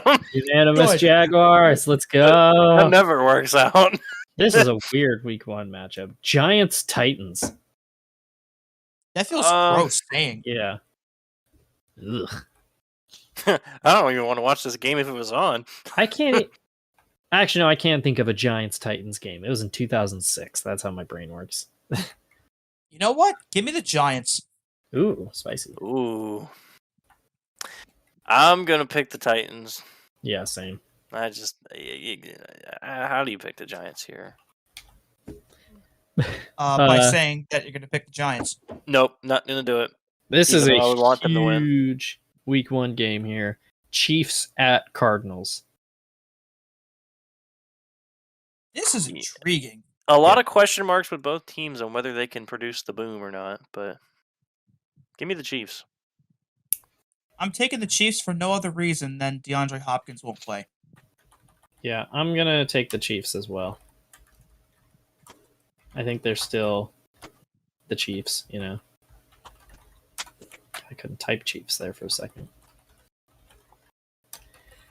Raiders, Chargers, that week 18 rematch on or no, that one's not on Sunday nights during the day, but still huge game of the division. Give me the Chargers. Week 18 still feels so wrong to say, yet it was such Yeah. a good game. You know what? I think the Raiders will go back to back. Week 18 and week 1. Yep, I'm taking the Raiders as well. Taking my Big boys. boy. Oh, Mimi big boy. Another great division rivalry game, Packers at Vikings. Packers. Dewey, what are you thinking? Vikings. Screw it. Ooh, I had a feeling he was going to pick Vikings. part of me wants to go Vikings, but my gut's telling me Packers, so I'm going to take the Packers. Oh, baby. The game that ripped my heart out week 1 last season, Buccaneers at Cowboys, Sunday night. Wait for Sunday night. I'm going to pick Tampa Bay because why not? Love me some Tom Brady, but I think the Cowboys are going to get revenge for last year. Oh, Mmm. that is spicy. Very spicy. Fuck it. Give me the Cowboys as well. They got to win one of these big games eventually, right? Maybe. It's a good And- time to start. Yeah. And finally, the second best revenge game of the season or of the week. Russell Wilson and his new Broncos travel back to Seattle to face Geno Smith and the 12th man. I am locking the Broncos. Well, you stole my lock, so I got to go back and lock on somebody else. I love how we both were sitting on that, like, ooh, easy lock. Yeah, I'm going to take Broncos as well. I'm going to take the Wait. Broncos. I just locked the Broncos against Drew Lock. Can I do that? Oh, shit. Wait a minute. Did I just break the space-time continuum? Oh, no. Be locked against lock. Well, since Fuck I it, didn't we get the ball. lock, since I didn't get the lock previously, I'm gonna lock the Ravens against the Jets because why not? That's a pretty good pick. Yeah. All right. That is that's week 1. Cannot wait. God, I feel like I've been waiting forever for football to come back. I wonder if we should split this up in 2 parts. Just a tidbit thought. Yeah, well, we'll see when I edit it. If it's a 2-parter, maybe. Anyway, I'm looking forward to just seeing my man Baker Mayfield face his old team in his new town, and it's gonna be so special. Oh baby. See Mac Jones get the break speed off of him, unfortunately. Yeah. But hey, football's back, and that's cool. Yeah. Any closing thoughts, you guys? Go Tigers. Go Tigers. And of course, thanks to our boy Joe Twansky for allowing this show to be on JTN2 from now on. Looking forward to another good season of Oofsides. And also listen to the Fake Racers podcast if you like race car stuff, where you can hear more of me. And we'll see you next time. Bye. People want to hear more, You know, that's a good question. The hard-hitting journalism. Yep. I guess we'll find out.